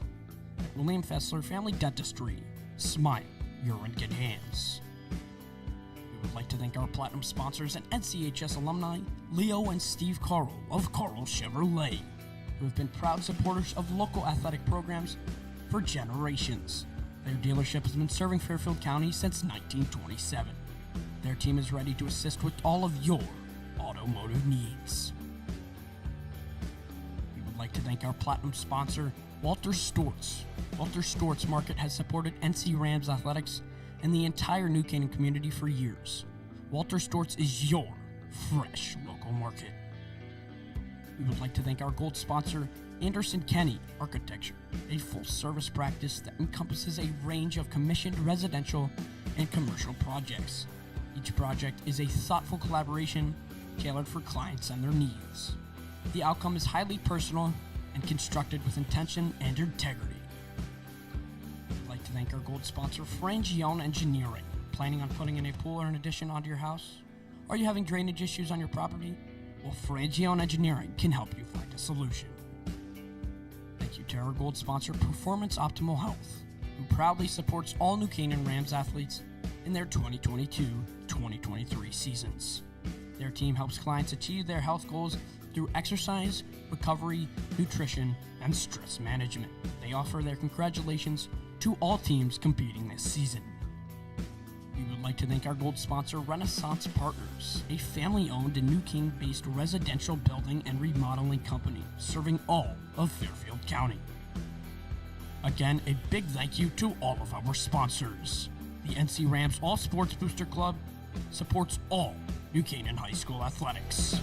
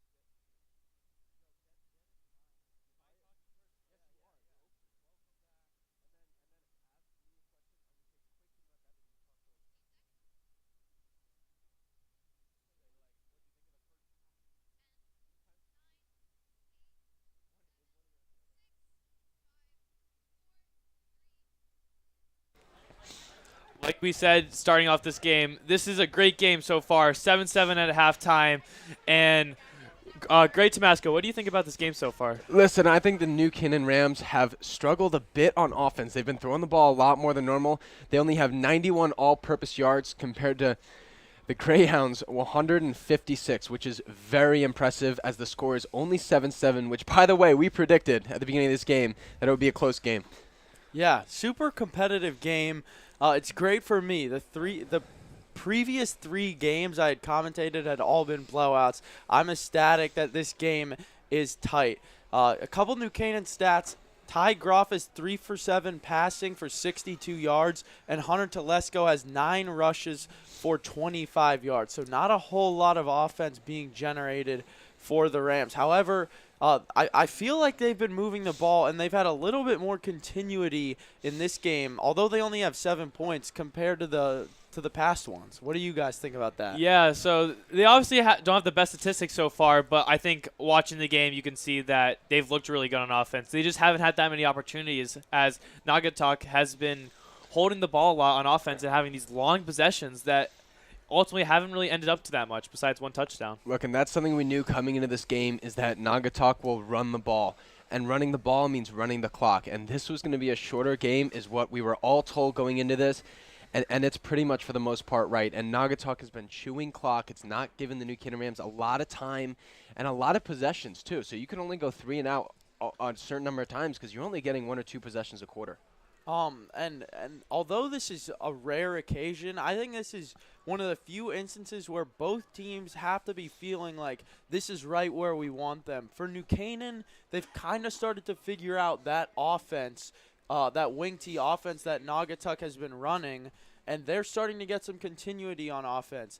Naugatuck has done exactly what they've wanted to do: shorten the game, pound the ball, just chunk yards, chunk yards, chunk yards. And so both teams got to be happy with where they're at right now. But in my opinion, I think the Rams are going to be able to pull away and win this game. Yeah, what are you guys' prediction on the second half here tonight? You know, I think the second half is going to be once again a close one. And I think neither team is going to pull away, and I'd be very surprised if they do. I know the New Canaan Rams have started to figure out this Greyhounds offense, and they're going to continue to build on these realizations of, oh, we can stop them. I also think the Rams have started to build a fire, and I think they want this game a lot more. I think they might have overlooked the Greyhounds as an opponent, and I think they're going to start to really estimate, correctly, how this Greyhounds team is going to perform, which they've performed very well tonight. Yeah, and I think those 2 late penalties, like you said, the roughing the passer and then the unnecessary roughness by the Greyhounds, pretty much on back-to-back plays at the end of this first half, I promise you the New Canaan coaches brought that up in the locker room, and I promise you the New Canaan players are not happy with how that just went.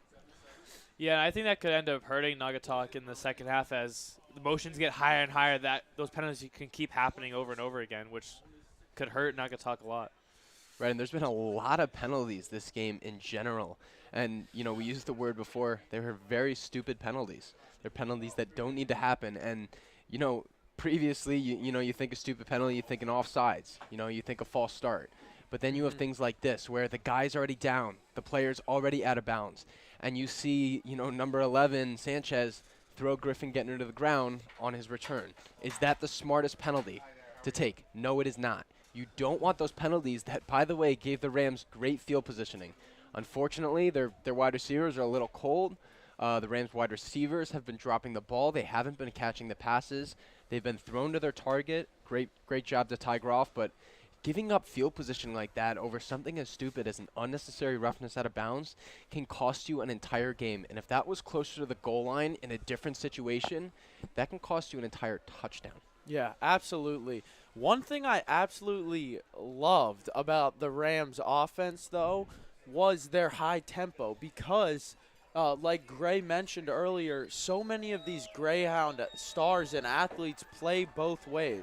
Sure, in the first half they were probably feeling pretty good, but now this is playoff football. This is state playoff football. These guys are going to get worn out. New Canaan is hitting hard. They're not afraid of contact, and continuing to go high tempo in the second half is definitely what I recommend. We're now going to bring it down to our sideline reporter, Ryan, for more on what to look forward to in this second half.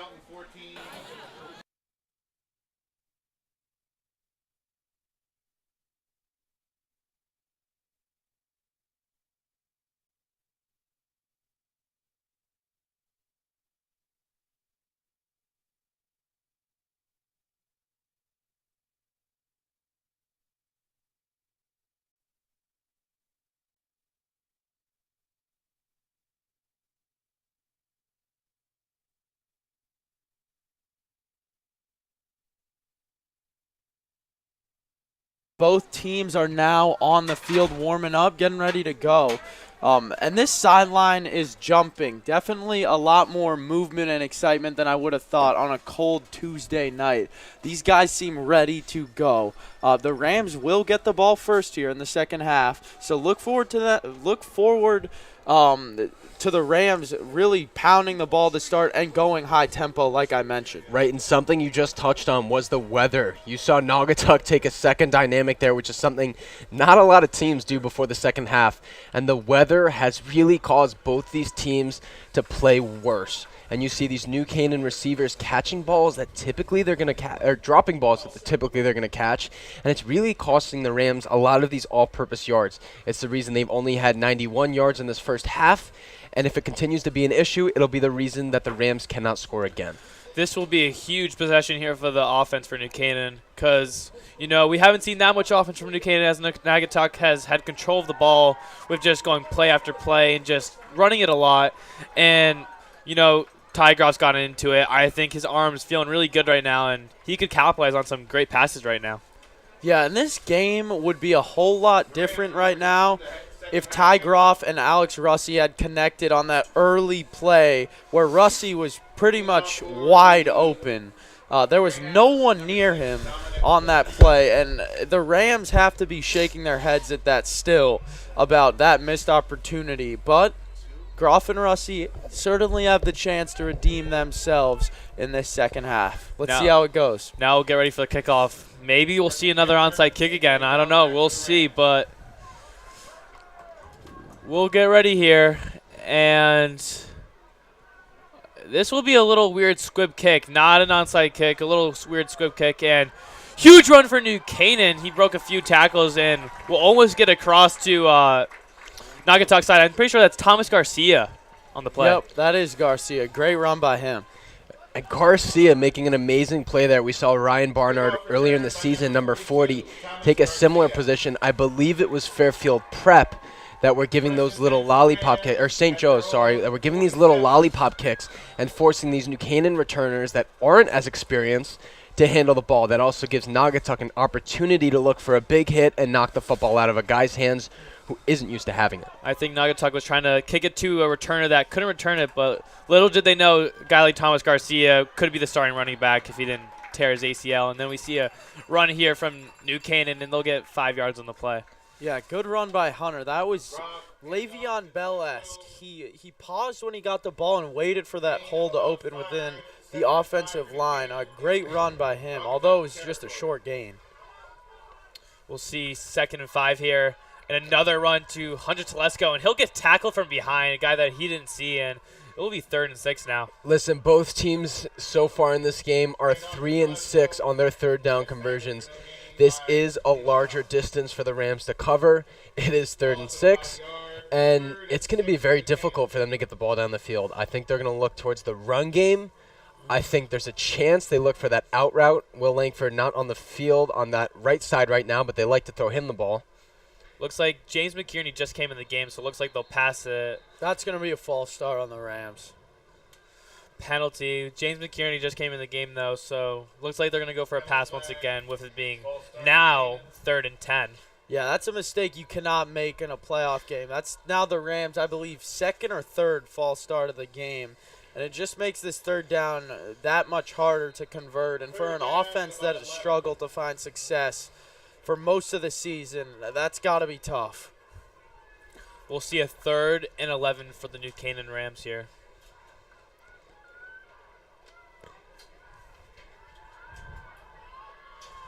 Pass by Ty Groff, and it'll be almost intercepted by number 7, Jalen Martinez, but he'll drop it.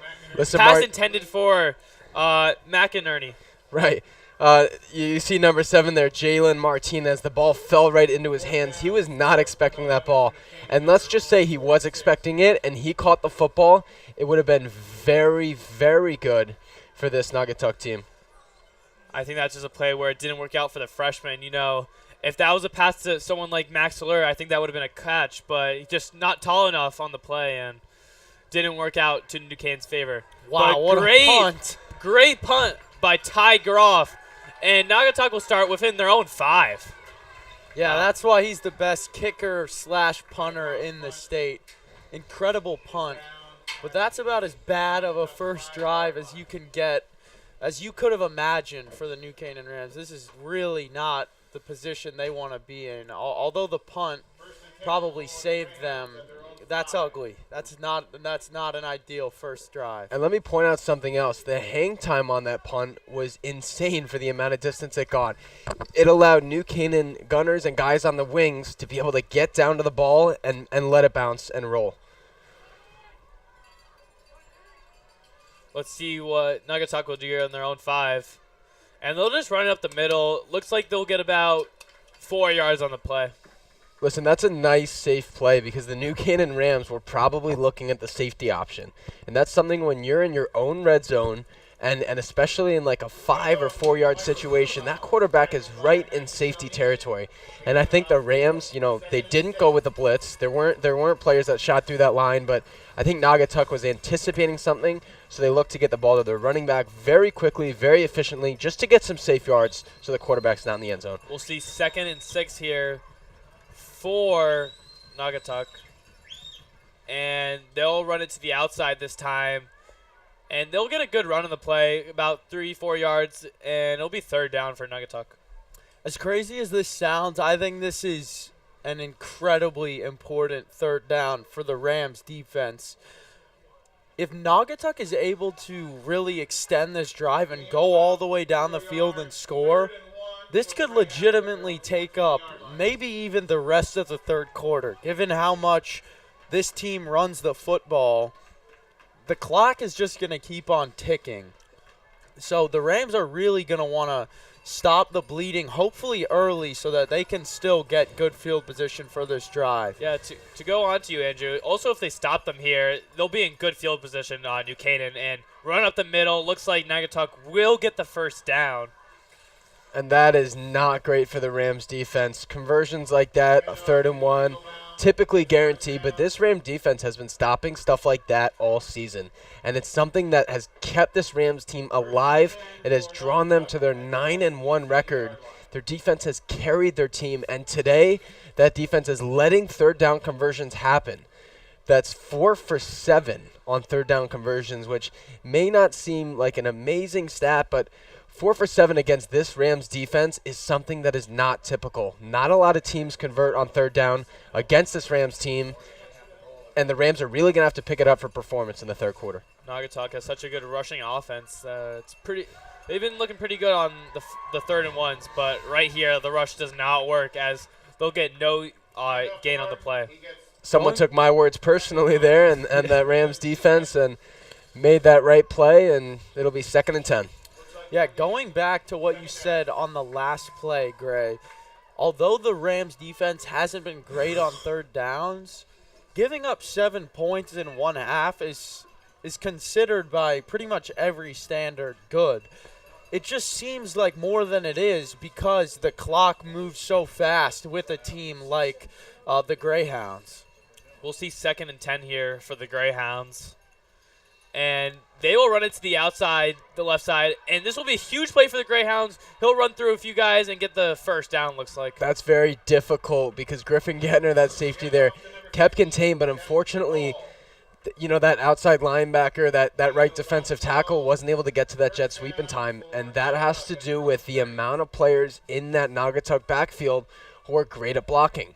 Every single one of their players in the backfield has made successful blocks, which have allowed a gap to open up. I believe that was Jet Hall, Jet Hall, number 15, and he was able to find that gap and get yards upfield, which is what we saw in the 1st quarter. Really, really gave the Greyhounds a great start. Now we'll see a run up the middle to Diddlebum, and he'll get about 9 yards on the play. That was a good, powerful run from Diddlebum right there. Right, unfortunately, 9 yards is going to be too much to give up in a game like this. It'll be 2nd and 1. Andrew, as you said before, this drive could take up the entirety of the third quarter. It was at 9 minutes at the beginning of this drive. We are already now at about 6. The clock running down could hurt this Rams team as they have not had a lot of possessions. And they're not even at the 40 yet. That's the craziest part about this. And we'll see a muff fumble, but looks like Naugatuck will pick it up. But now it'll be 3rd and 3 for Naugatuck. Yeah, that's a pretty costly mistake, though, because now instead of a 2nd and 1, you're at a 3rd and 3. And with a team that runs the ball pretty much every single play, 3rd and 2, a long 2, it's not a guarantee, that's for sure. Right, and Blake Stone making the right play there to fall on the football. Able to allow Naugatuck to remain with possession here, which is exactly what they're trying to do. As once again, this is kickoff range for Ty Groff. Now we got the new Canaan fans going crazy, and we'll see a huge. He is still up. Number 13, Canaan Marchand is still up. Wow, it looks like he wasn't going to get any yards on that play, losing yards from Javier Perez, but. Probably a hands. We'll see what the penalty's done. Face? Wow, that is a crazy play by Canaan Martin, being able to stay on his feet there. Now here's what I saw. I'm fairly certain what happened was Javi was locked on there, and it looks like one of the players grabbed his face mask. Wow. Sorry, the face mask penalty will be on the Rams. It will be FaceTime, and they'll get the first down, Naugatuck, which they didn't have, and now. We can hear the Naugatuck fans going crazy right now as they chant. Looks like some name, maybe one of the nicknames of one of the players. But that was a crazy run from Canaan Martin. If he didn't stand on his feet, they wouldn't have gotten that penalty there. Yeah, and these fans are going wild. And you can see the pride they have in their football team. We'll get a little short run up the middle, and they're still staying up.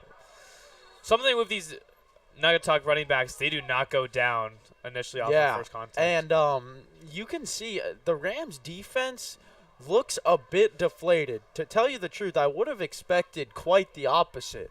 The Rams hardly have any two-way players, while the Greyhounds have a ton. So it's pretty surprising that the Greyhounds have this excess energy pushing the pile, churning the legs, while the Rams don't seem to have it right now. We'll have 2nd and 6 here. Let's see what Naugatuck will come up with. And they'll go with the jet sweep once again.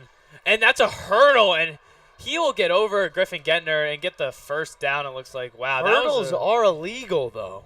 And this is going to be a penalty on the Greyhounds for a hurdle. Not a very smart play. It looks like his foot hit the top of Griffin Gentner's helmet, which illegal hurdles are already an issue, and then you add that to the danger it causes with the cleat, and the refs are not going to like that one. Wow, looks like the play will be called back after a great play by Naugatuck, and it will be called back, and just not a smart decision. You knowing the rule book that hurdles aren't legal. It's just not something you should do there. Just run it. Once again, that's you see a replay here. Hurdles over number 7, Griffin Gentner. He knows the rule book. He looks for the flag, and the flag did fall. And this absolutely crushed this Greyhounds drive. Looks like it's going to be 2nd and 19 for the Greyhounds. Compared to a 2nd and 6 or what would have been a 3rd and 2. This is a disaster for the Greyhounds. Wow, that penalty definitely is going to change this possession for Naugatuck, as now they're 2nd and 20 instead of having a first down. But they'll have a huge pass. Guys open all around the field. But Griffin Gentner will intercept it this time. After being hurdled, he is now intercept the pass. Like, Griffin Gentner took that personally. And having a game like that he's having right now, he's had great coverage all game. He shut down big passes. This Naugatuck quarterback, Blake Stone, is looking for those deep balls. Once again, he kind of underthrew it, and their receivers are very tall on that Greyhounds offense, so it's very surprising that he's not getting the ball up and trusting this height. It's great that Griffin Gettner was able to make a play like that. Such a great interception. Gives the Rams the ball before the end of this quarter. Yeah, he didn't kind of underthrow him. He definitely underthrew him. He had a step there. Unfortunately, Stone was not able to get it to him as the screen is completed to, I believe, Max Alert. Great to see him getting the ball. Yeah, there's just Cross pass complete to number 6, Max. Right, and that'll be. Sorry, we'll be that'll showing the replay on the field, and we'll just see a huge pass. And it was just he had guys open. Just that's a pass that number 8 Blake Stone's got to make. That was just not a good pass at all by Blake Stone. And wow, we'll see no yards on the play, but there will be a penalty on the field. And this is difficult. These are Max Alert's first touches of the football, and it's very difficult, especially after an injury, to come back the field and play the same way. It looks like the Rams are going to continue to give him the football, as Coach Marinelli talked about earlier today, and hopefully see what he knows he can do. Yeah, we haven't seen too much from Max Alert today, but that could easily change in a matter of seconds or plays. Looks like the penalty won't change the call. Looks like it will be declined, the penalty, and it will be 3rd down instead of 2nd down. 3rd and 9 for the Rams now. And an obvious passing down as well for the Rams. They're going to go aces, twins formation, actually. We'll see what the New Canaan Rams run here. They'll go for a hard count, and the New Canaan offense will go offsides. False start. Wow, that's just not smart play right there. Right, and here's something that we saw earlier. A lot of those Rams players are trying to keep discipline, and you saw they went for the hard count. And what happens is a lot of those Greyhounds players not jump but make twitches or movements that really scare that O-line back into formation, and it almost makes them second-guess whether or not the ball was snapped. Yeah, and that's the Rams' 3rd false start now that came from a hard count that they called. Really uncharacteristic of this Rams offensive line, but just these mistakes cannot happen. 3rd and 14 for the Rams, and they'll just run it up the middle. And Hunter Telesco will get no yards on the play.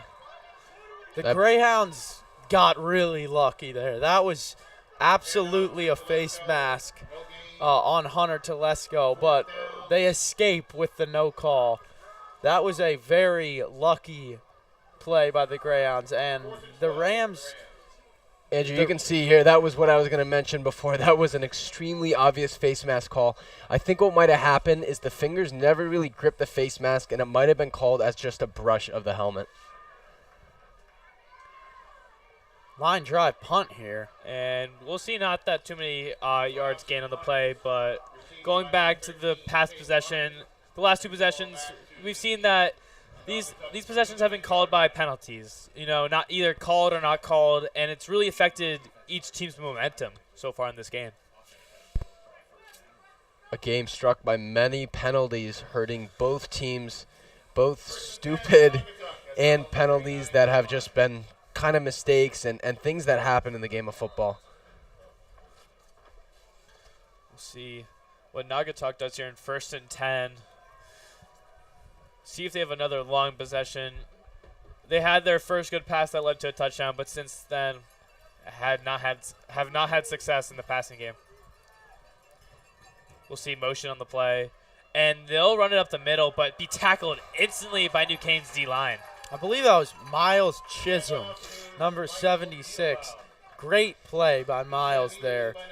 Look, one thing I want to point out, though, with 2 minutes and counting left in the 3rd quarter, I have no reason to believe either team is going to score in the 4th. I think this could go to overtime, guys.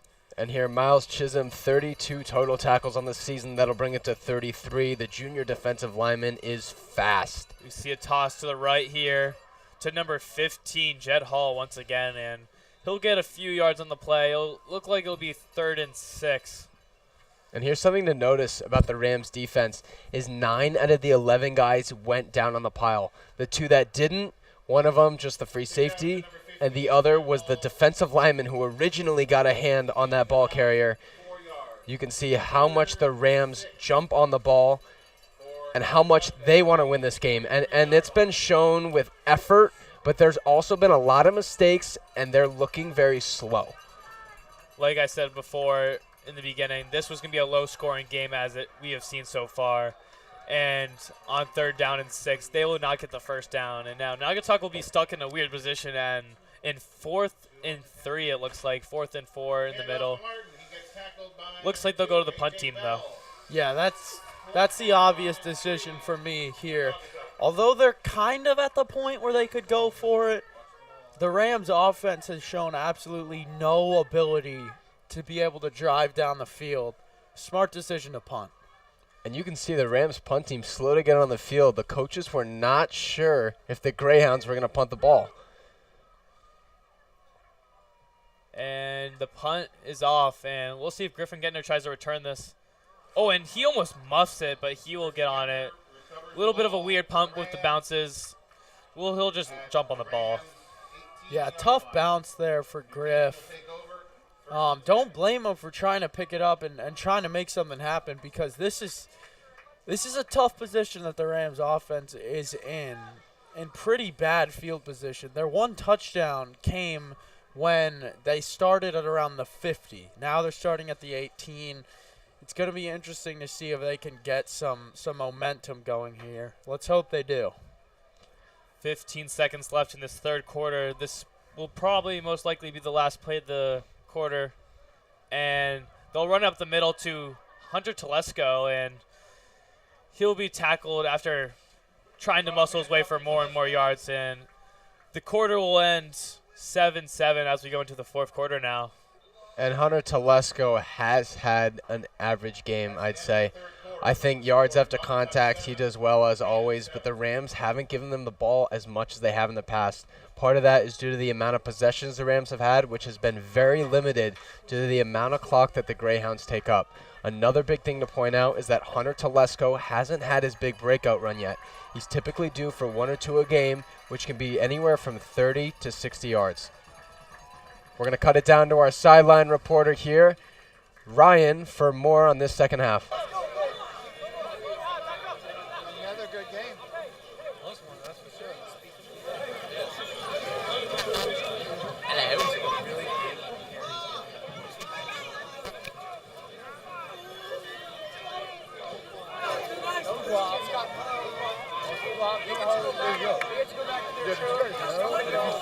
Get more yards. We just don't do it.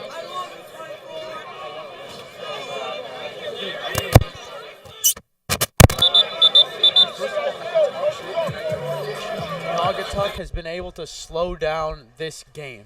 So the Rams came into the 3rd quarter with 91 total yards of offense. And as Ryan just mentioned, at the start of the 4th, they only have 98, meaning they had 7 yards of total offense in the 3rd quarter, largely due to the Greyhounds just slowing the game down. Yeah, we've seen great success on the defense for the Rams. Hopefully we can. Oh my God, Hunter Telesco will get through 1 tackle, and he will break it free, and he will keep running. He's at the 30, the 20, the 10, and this will be a touchdown. Hunter Telesco. This is the big run we've wanted to see from Hunter Telesco. But there's a flag on the play. Oh, no. There's a flag on the play, and this will be called back. Wow. We see Tygroff with his hands over his head. That's what we were talking about, though, Gray. The huge run that you wanted to see. Listen, Go ahead, Gray. Sorry, Hunter Telesco, 2 for a breakout run a game, as I said, and we saw it right there. A little quicker than I thought it would come after I said that. Unfortunately, it's being called back. We'll see some more about what this penalty might be. It's looking like it's going to be a stupid penalty by the Rams, something that's, not very controllable, most likely. Now, it looks like it was a holding call. I don't know exactly who it was on, but that's just... That's tough. That's a tough. tough pill to swallow. That's a tough pill to swallow. Hunter Telesco finally broke free for one of his plays, and to get it called back, I would be pretty mad, but you got to just stay in, lift your teammates up, and get back in this play and do it again right here. You see a motion here with Max Alert. Maybe he'll get in the game right now, but they'll just run again to Hunter Telesco, and he will score again! He is running right through the middle, open lane, and ball does not lie. That will be a touchdown this time. Oh my Give it to Hunter Telesco once, he scores. Give it to him again, he will score again. Wow. That is Hunter Telesco's Kodak moment right there. You get a long touchdown called back, and what does he do? He just decides to do it all over again. What an incredible run by Hunter Telesco. Pretty much the same exact play. Oh my goodness. That's an MVP of a team right there if I've ever seen And it. here you see Hunter Telesco making the second breakout run in a row. Looks like he's not due for one a game, but he's due for two. Yeah, right now Hunter Telesco is the game changer in this game. Huge runs from him, and he just wants to make this game happen, and he's doing it right now with huge plays. No surprises there. The kick is good from Ty Groff, the star kicker for the Rams. This has been a very exciting game for these Rams fans. As you've seen, 2 breakout plays in a row. I think everybody in the stadium got very quiet after that flag because they knew it was coming back. But Hunter Telesco saying, look what happens when you give me the ball, coach. Look what happens when you keep running the ball. And he gives him another touchdown. Yeah, and before the game, Coach Marinelli said that if they wanted to win, they had to give Hunter the ball. Safe to say that is true in every facet of the game thus far. And now Hunter Telesco is getting ready to run with the kickoff team. This guy does it all. And what an incredible run by Hunter. Wow.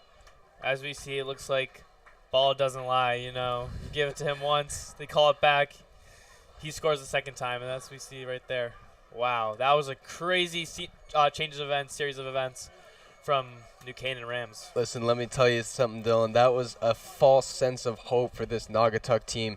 You saw some players like 11, Jacob Sanchez, waving at some of these Rams players to come back after that flag. And, Hunter Telesco must have taken that very personally as he put it right down their throats with another touchdown. Yeah, if I was Sanchez, I would not be looking too happy with myself right now after mocking the New Canaan Rams and then getting scored on the play right after. Yeah, Sanchez is going to be down in the dumps after that touchdown right there. Great kick by Tiger off, and we'll see a return from Naugatuck. And he'll break the first tackle and then get a few more yards. Stopped at the 30. Let me tell you something. Jet Hall has really been, aside from Hunter Telesco after those last 2 plays, has really been the best player on any offense today. I think he's had a lot of success in those jet sweeps, and especially on kickoff returns. He's made a lot of great plays. He's been a guy that's been doing this all season. The junior is going to return for the Greyhounds next season. He's an amazing player and a huge asset to their offense. Yeah, Naugatuck's offense been looking pretty good. I think as long as you keep staying with Caden Martin and Jet Hall, they'll be looking pretty good. They got to hurry up, though, that's for sure. And we'll see it be handed off to Caden Martin once again. And once again, the Rams just can't take him down off the first initial attack or one guy. They need multiple guys to take him down. And they'll get about 4 yards on the play, Naugatuck. Gain of a couple. And you see once again, something we don't love to point out. Caden Martin there exchanging words with New Canaan coaches on the sideline that weren't very friendly. I think this Greyhounds team might be a little frustrated because of the recent events, and I think they need to keep doing what they're doing with the jet sweeps and to create some offense, which is what they're looking to do.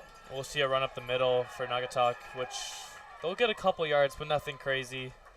Looks like they'll end it with 3rd and 4 on this next play. If the Rams defense can just read their keys here and play this smart, this game is all theirs right now, because Naugatuck's offense, although they have the motion, although they have the tricks, they're running pretty much the same couple runs nearly every single play, and this is right where the Rams want the Greyhounds here.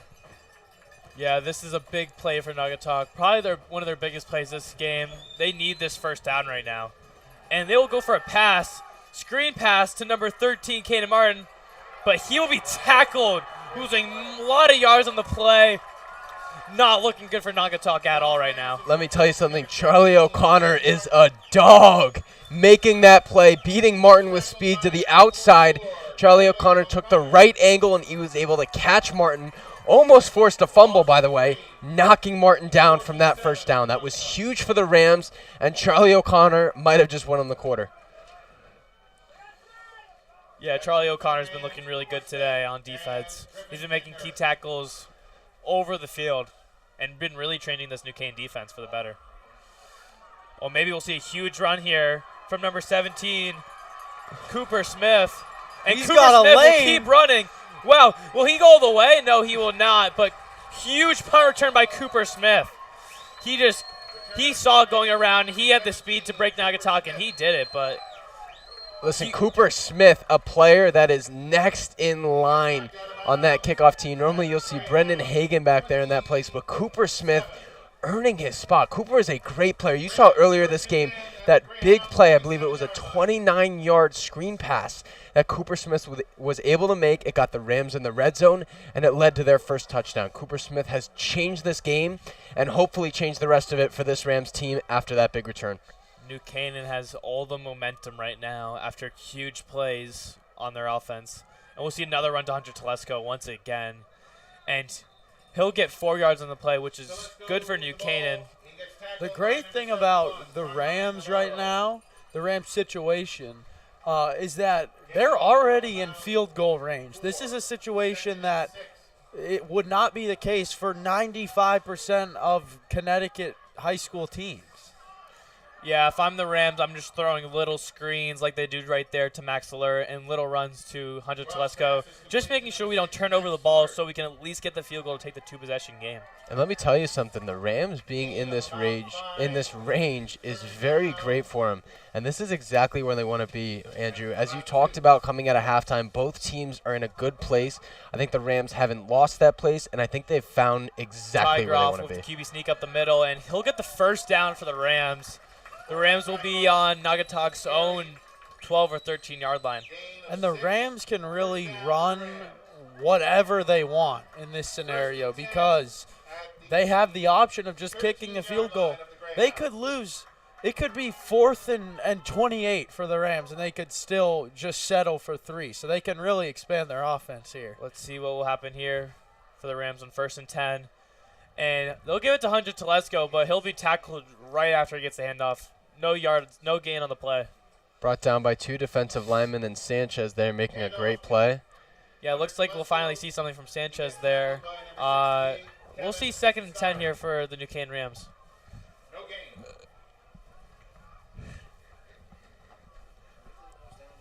You see a replay here. Hunter Telesco taking that ball up the middle. Brought down by number 68, Kevin Sestari. We've seen earlier plays both sides of the ball.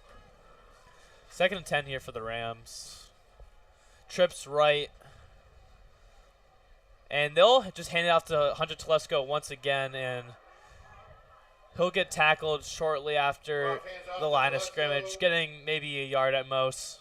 I think Hunter whacked his head there. Little bit of whiplash going down, slow to get up. Looks like he's fine, though. He's jogging off the field. Hopefully he's okay. I think the Rams probably have to play this one safe, to tell you the truth. It's 3rd and 10, and you throw if you throw the ball here, you risk turning the ball over. I think a run, although it is settling for 3 and copping out, is the thing you really have to do. You saw Hunter Telesco in that replay definitely hit his head in that whiplash. Rams coaching staff made the right decision to pull him out for this last play. And they'll run it to Luke Reed this time, and he'll get a good gain on the play, 5 yards, and it'll be 4th and 5. As we see, Hunter Telesco on the sideline is talking to the New Canaan's trainer, Corey. Listen, I think the Rams are definitely going to kick a field goal here. Obviously, they have a lot of confidence in Ty, but it would have been very exciting if the Rams went for this ball. There's 6 minutes left in this game. I think they're making the right decision because the 3 points will put them a touchdown and more ahead of this Naugatuck team who doesn't have that much confidence in their kicker. Yeah, this could very well be the dagger if Groff is able to connect. This is one of the biggest plays of the game. Ty Groff has made clutch scenarios like this all day, and he does it once again with a perfect field goal. Wow. 26-yard field goal. Yep, you can always count on Ty. He won them the game last week with that 47-yard field goal, I believe it was. And this could very well have won them the game this week because, like Gray mentioned, this Naugatuck offense does not move fast whatsoever. They're going to have to move fast, though. I don't really know how they're going to do that with that wing T offense. I guess they're just going to have to start throwing the ball every play, but when you don't have any spread formation, it's tough, you know? Right, and I wouldn't count them out because we have seen the Greyhounds throw the ball, and we know that they can be successful in the passing game if these Rams corners and safeties and defensive backs start to play passive and don't play as aggressive as they normally do. And once they start playing passive and scared football, we saw those wide receivers and the tight end Sanchez break out for that touchdown and really break free of those defensive backs. Yeah, it'll be interesting to see what Naugatuck does here as their offense really works on taking their time, running the ball, but that's not something they're going to be able to do here in this last 5 minutes of the fourth quarter. They're going to have to go hurry up offense and throwing some more passes here. So it'll be interesting to see what they'll run here in this fourth quarter as we see sky kick from Tygroff, and Naugatuck will return it. And he will stay up on his feet but be tackled shortly after. One thing's for sure, these Naugatuck players have a whole lot of fight. They rarely have gone down at the first tackler's attempt this game. They're still showing a lot of heart with 5 minutes left to go.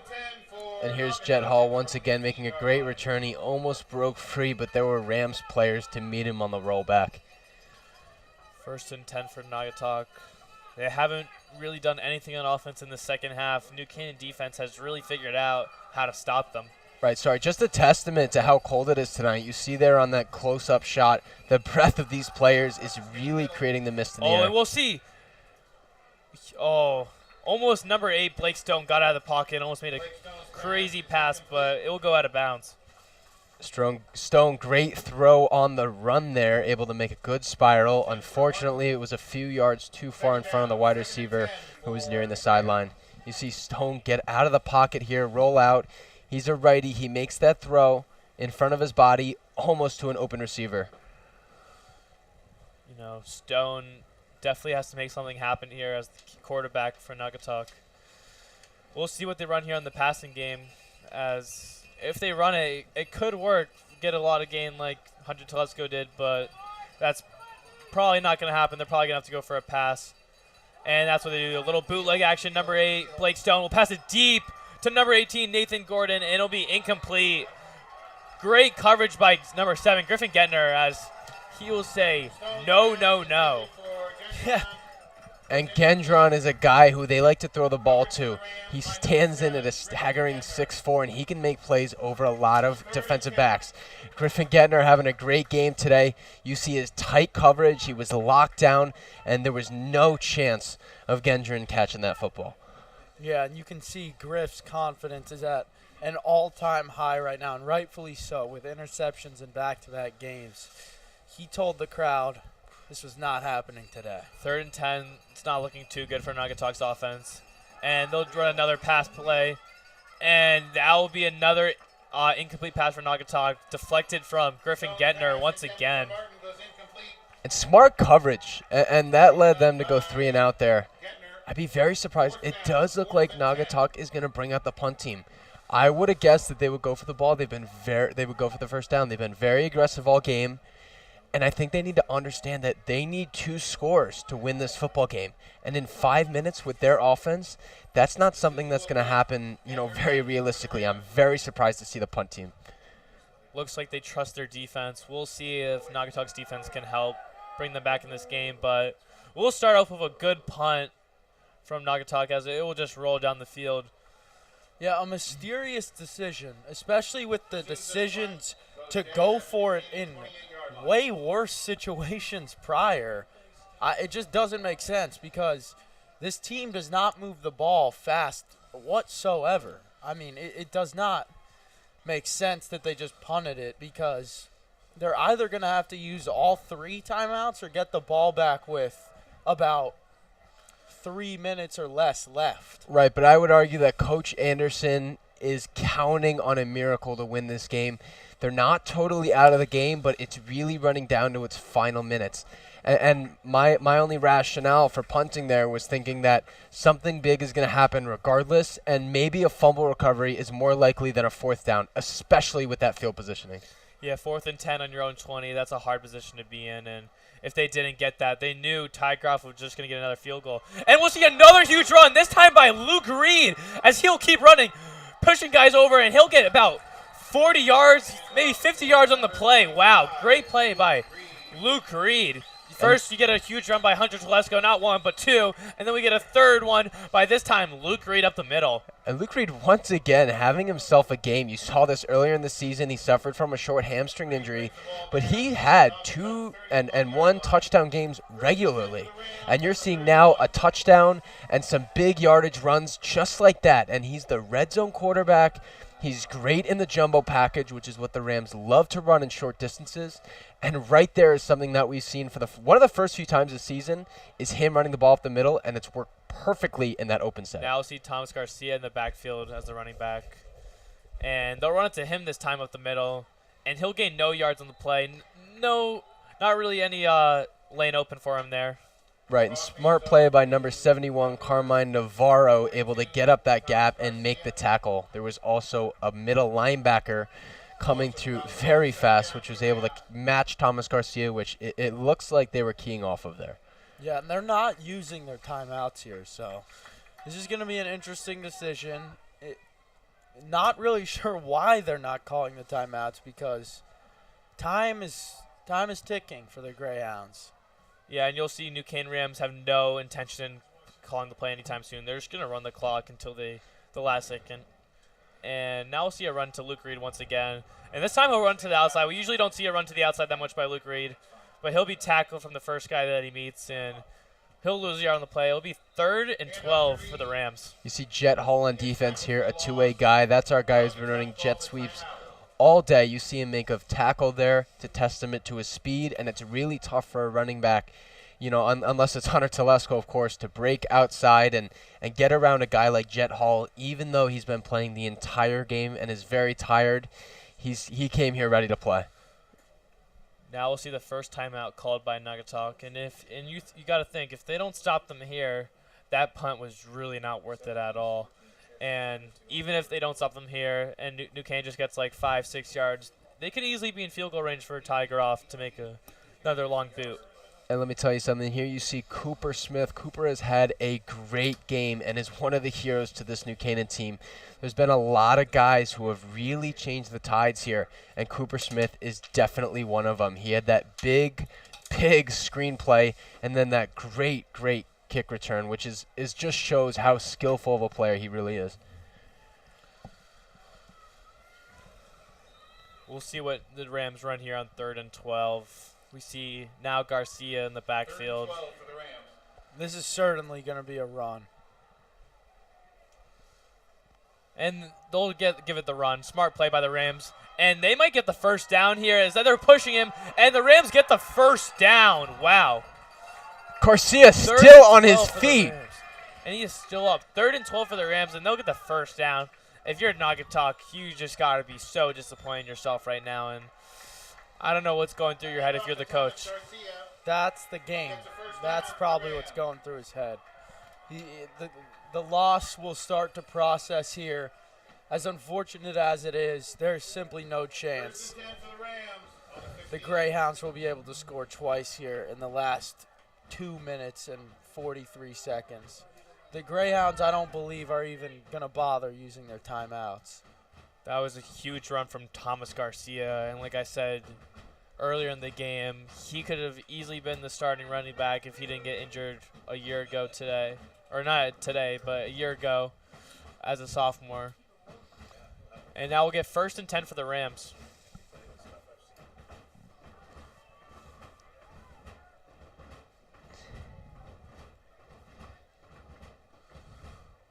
Well, I can hear all the New Canaan fans making a lot of noise right now as they will run it against Thomas Garcia, but this time no yards on the play.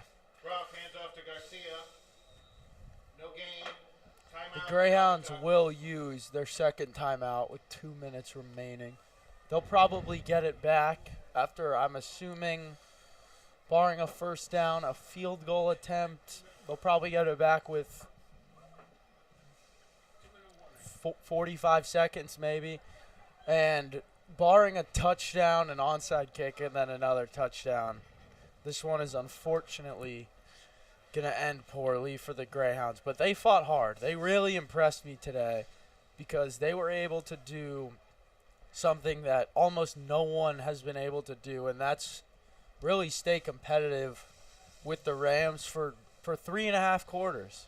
Yeah, definitely, Andrew. And unless they get some miracle pick six or fumble six, doesn't look any good for the Greyhounds, even if they stop them here for second down and third down. But we'll see what the Rams will run here on 2nd and 10.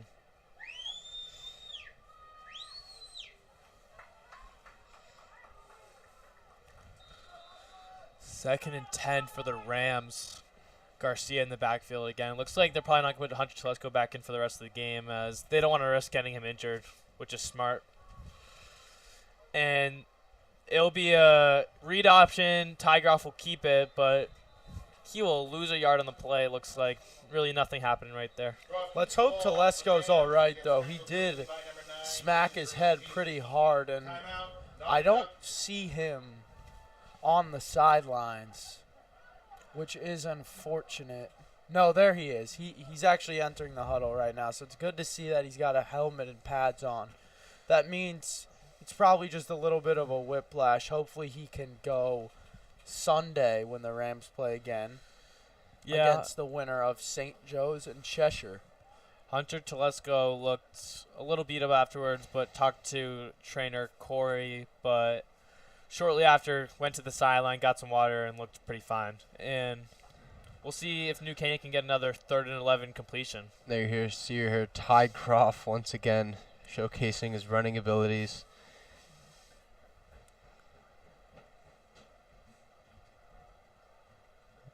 Rams are going to run the clock out, keep giving it to Ty and Garcia, who they know will not drop the ball.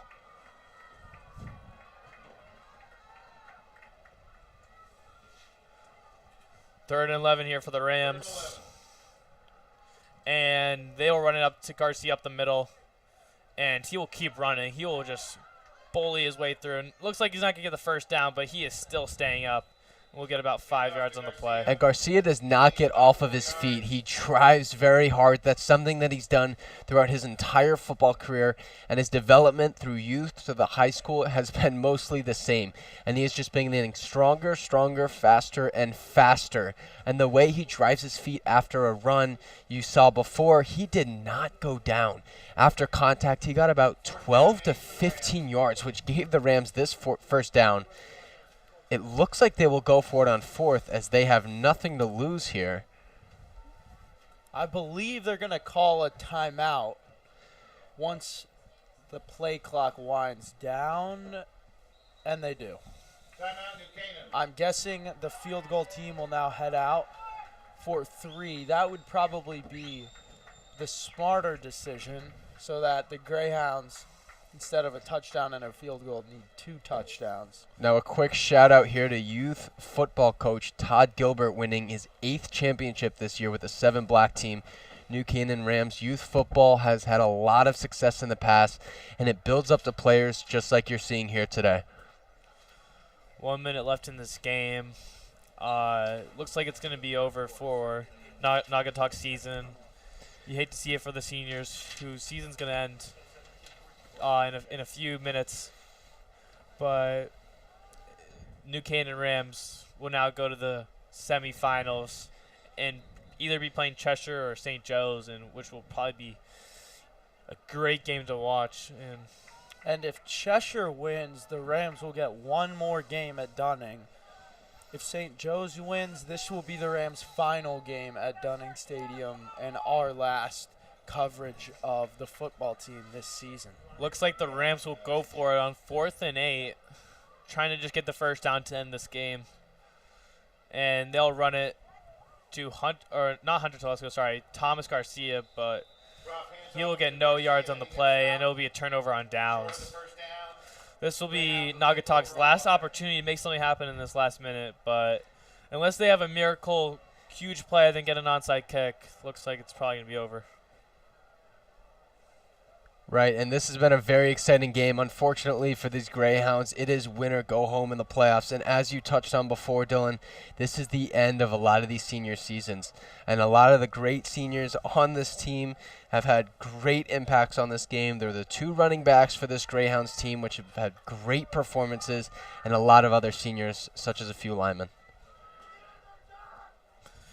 See what Naugatuck can do here on offense, and they're just going to go for a pass, but Stone just getting pass rush really good, but huge pass by Naugatuck, and crazy pass like that, chuck up to number 13, Caden Smith. Maybe give Naugatuck a little bit of a chance, a little bit of hope. Maybe a little bit too late. If we saw that earlier in the game, they could have easily been in this. We'll see what Naugatuck can do here now on the 50-yard line. Right. Wow, that was a crazy play. And I think the biggest thing that we saw there was it wasn't just a Hail Mary and a prayer. There was a targeted receiver, and I think the New Canaan Rams corners got a little lazy there and gave up something big. Let's see what Stone will do here on this play. And, wow, kind of a not smart play, not getting out of bounds there. He went for the dive, or the slide, my bad, but he really should have just gotten out of bounds. I don't know what he was thinking there, really wasting a lot of clock. About 10 seconds wasted because he couldn't get out of bounds there, which he easily could have gotten out. It'll be 3rd and about 3 at the New Canaan 43-yard line. Also wasted a play for Naugatuck, just not smart. New Canaan Rams defense here, not looking to give anything up in the final 30 seconds of this game here. 24 seconds is technically enough time. You'd have to get very lucky with an onside kick. Stone. Naugatuck's going to need a miracle here. Blake Stone will pass it in. Bad pass by Stone as number 1, Jack Butine with the huge tackle from behind. And let me tell you, great sportsmanship shown there from Stone. Helping up Jack Butine after he was sacked. That really shows his character as a senior on this team and how much of a veteran he is to be able to be a responsible person, especially in the final few seconds of this game where a lot of other quarterbacks would have just ran away or shoved the guy's head into the ground. 4th and 3. This might be Stone's last play as he is a senior and looks like it will be his last play. And that looks like the game will be over. Turnover and downs. It will be a Rams ball. It looks like they'll just knee it, and looks like the Rams will take the win in the quarterfinals against Naugatuck, 17-7 with 14 seconds left. And one thing I love to see, defensive coordinator Chris Silvestri hugging every one of his guys that was just on the field. This guy loves football probably more than anyone I know, and I know how badly he wanted another game, and that's what he's going to get. So he's going to be happy the rest of the week in gym class for me. He's going to be amped during the badminton tournaments on Thursday. Badminton? We're playing basketball. And the Rams will just take a knee here. Looks like the game will end here. 17-7, the New Canaan Rams will take the victory over the Naugatuck Greyhounds in the first round of the CIAC Connecticut football playoffs. Great game, very competitive, 17-7. It was 7-7 at halftime and 7-7 going into the fourth quarter. Huge game for both teams. Final score is New Canaan 7. Right, Yeah. both teams have played a great game. The first half, only 7-7, which was very close for both teams. And Andrew, as you said, both teams came out of the half exactly where they wanted to be, which is not something that happens very often. And we saw the New Canaan Rams maintaining that distance. They were able to pick up extra points, which put them in a great position, obviously, to end the game. I think where Naugatuck might have fallen off was their offensive production was not as great. Yeah, great game by both teams, and I'm just super impressed with the Greyhounds and the effort they showed today. Just a phenomenal game played by both teams. Phenomenal playoff football, truly. It was 7-7 locked going into the fourth, and Hunter Telesco saved the game pretty much. I think we are going to head down to the sideline now with PJ and Ryan. Thanks, guys. And, the Rams really turned it on in the second half, not allowing any points to the Greyhounds and scoring 10, making it 17 unanswered to put them up in this game. Ryan, what do you think the spark was for them? I think first you got to look at that rushing attack, Hunter Telesco, that's 56-yard run that he broke off for that touchdown. Second time in a row he did that on that drive. That's a spark. That brings that whole offense, the whole defense, the whole special team, that whole unit comes together. Then you got to look at the defense, holding Greyhounds under 100 yards passing. So that defense coordinator Chris Silvestri, he's doing with those guys, that's something great. Totally agree. Back up to you. Thanks, guys. We now want to give a special thank you to the New Canaan TV crew who has built a great production this entire year and this football season for the Rams. There's been a lot of work behind the scenes that has been put in by everybody in the entire crew and countless numbers of setups before. I want to give an especially big thank you to Emily Fox, the senior who has been in 4 years in the NCTV program. She does everything behind the scenes. If you see a graphic on the screen, from something on the scoreboard, everything is done by Emily. A huge thanks to her and everything she's done. She's going to be going to college to study TV broadcasting and has been great in her 4 years. Super big thank you to Emily and everything you've done for us and all the setups and all the graphics and preparation you've done behind the scenes. Thank you, Emily. Thank you, Emily. All right, next up for the Rams, they're going to have a matchup of either Cheshire or St. Joe's. That is very exciting for them. It's going to be very big. Sorry, scores of the league here. Newtown 20, Maloney 14, New Milford 7. Looks like Maloney will take the win. There have been a lot of big games here in the SEAC tournament. Hopefully we'll get these to run once again just to show you a few more scores. And it's been very exciting to follow this bracket. I know we looked at earlier this game, and now after this first round of games, here is Emily Fox, our amazing producer. She has done everything behind the scenes. You see her working once again here. She's done countless number of games. I believe this is our 6th home game this year. She's done every graphic. It's been awesome. Yep, she's the real MVP of this broadcast team. Thank you, Emily. Sorry we missed announcing the scores around the league, but hopefully you saw them on the bottom of the panel there. Now, just one final remark here. I want to thank some players who have turned the tides in this football game from this New Canaan team. Starting off with Hunter Telesco, 2 breakout runs in a row, which I don't think anybody in this entire stadium expected after the silence of the crowd, after the holding penalty. But Hunter Telesco once again comes through. Another big player, Cooper Smith. A big punt return. Set the Rams up for that field goal, which really sealed the game as it made it a 2-score game. He also had a big screen pass for about 20 to 30 yards, which gave the Rams field positioning for Luke Reed to finish off with the jumbo set in that quarter. Luke Reed, big touchdown. First touchdown of the game. He had a big run as we've seen him had in the past. That big breakout run, he ran it up the A-gap. It was a great run by Luke Reed and a great play by him. And then, of course, Ty Groff, who had 5 points this game added to the scoreboard from his name, 2 extra point PATs, and then his field goal. Ty Groff has been amazing this year in kicking. He has the SEAC playoffs to look forward to. Groff has been so good in his kicking game, and it's really awesome to watch. And once again, I've been saying it all year, and he kicks these balls out. Fortunately, none were lost in the woods today. They were all in the parking lot, but then you hit the cars and you got those damages there. So that's all for me. Anything from you guys? Just final score, 17-7. Great game tonight under the lights. Thank you for tuning into NCTV broadcast. Anything else you want to say, Andrew? Really quickly, guys, before we sign off, Coach Marinelli is going to be doing an interview with us. But I completely agree with what Gray said. Those 3 guys did a phenomenal job this game. And then really everyone on the defensive side of the ball doing their job once again like they've been doing week in and week out. I believe St. Joe's beat Cheshire. Or I'll ask him So about Hunter's. this will be our last broadcast of this fall season for football. We will be back for winter sports. But we want to thank everyone that has been watching throughout the fall. It means everything to us. Thank you guys. And so New Canaan will play St. Joe's. I believe it will be this Sunday, and it will be at St. Joe's.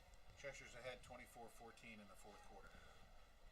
Never mind. Sorry, big surprise there. Cheshire is up 24-14 in the with 9 minutes to left go in the game. in the game. So 24-14 Cheshire, which means that if Cheshire wins and hangs on here, This won't be the last NCTV. this will not be the last NCTV. And we will have one more for you guys. So hopefully Cheshire pulls through there. Very excited to see they have an amazing quarterback, Matt Jeffrey, who is the #1 ranked lacrosse player in the country and is that Cheshire offense.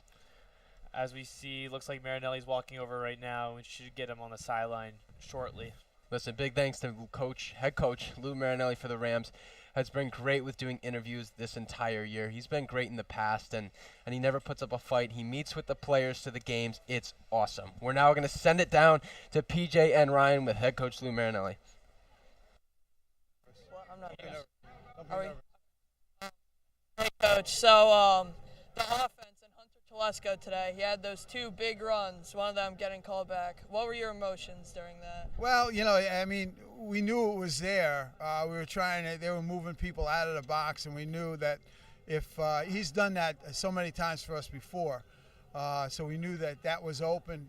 I never expected him to do it twice in a row like that. I'm sure he was tired, but we're just happy that we have him, and I thought the defense played really, really well tonight. First of all, Coach, congrats on the win, staying alive in the postseason. So, talking more about that defense, that was outstanding tonight from that front 7, that second. I don't know your thoughts on how they played tonight. Well,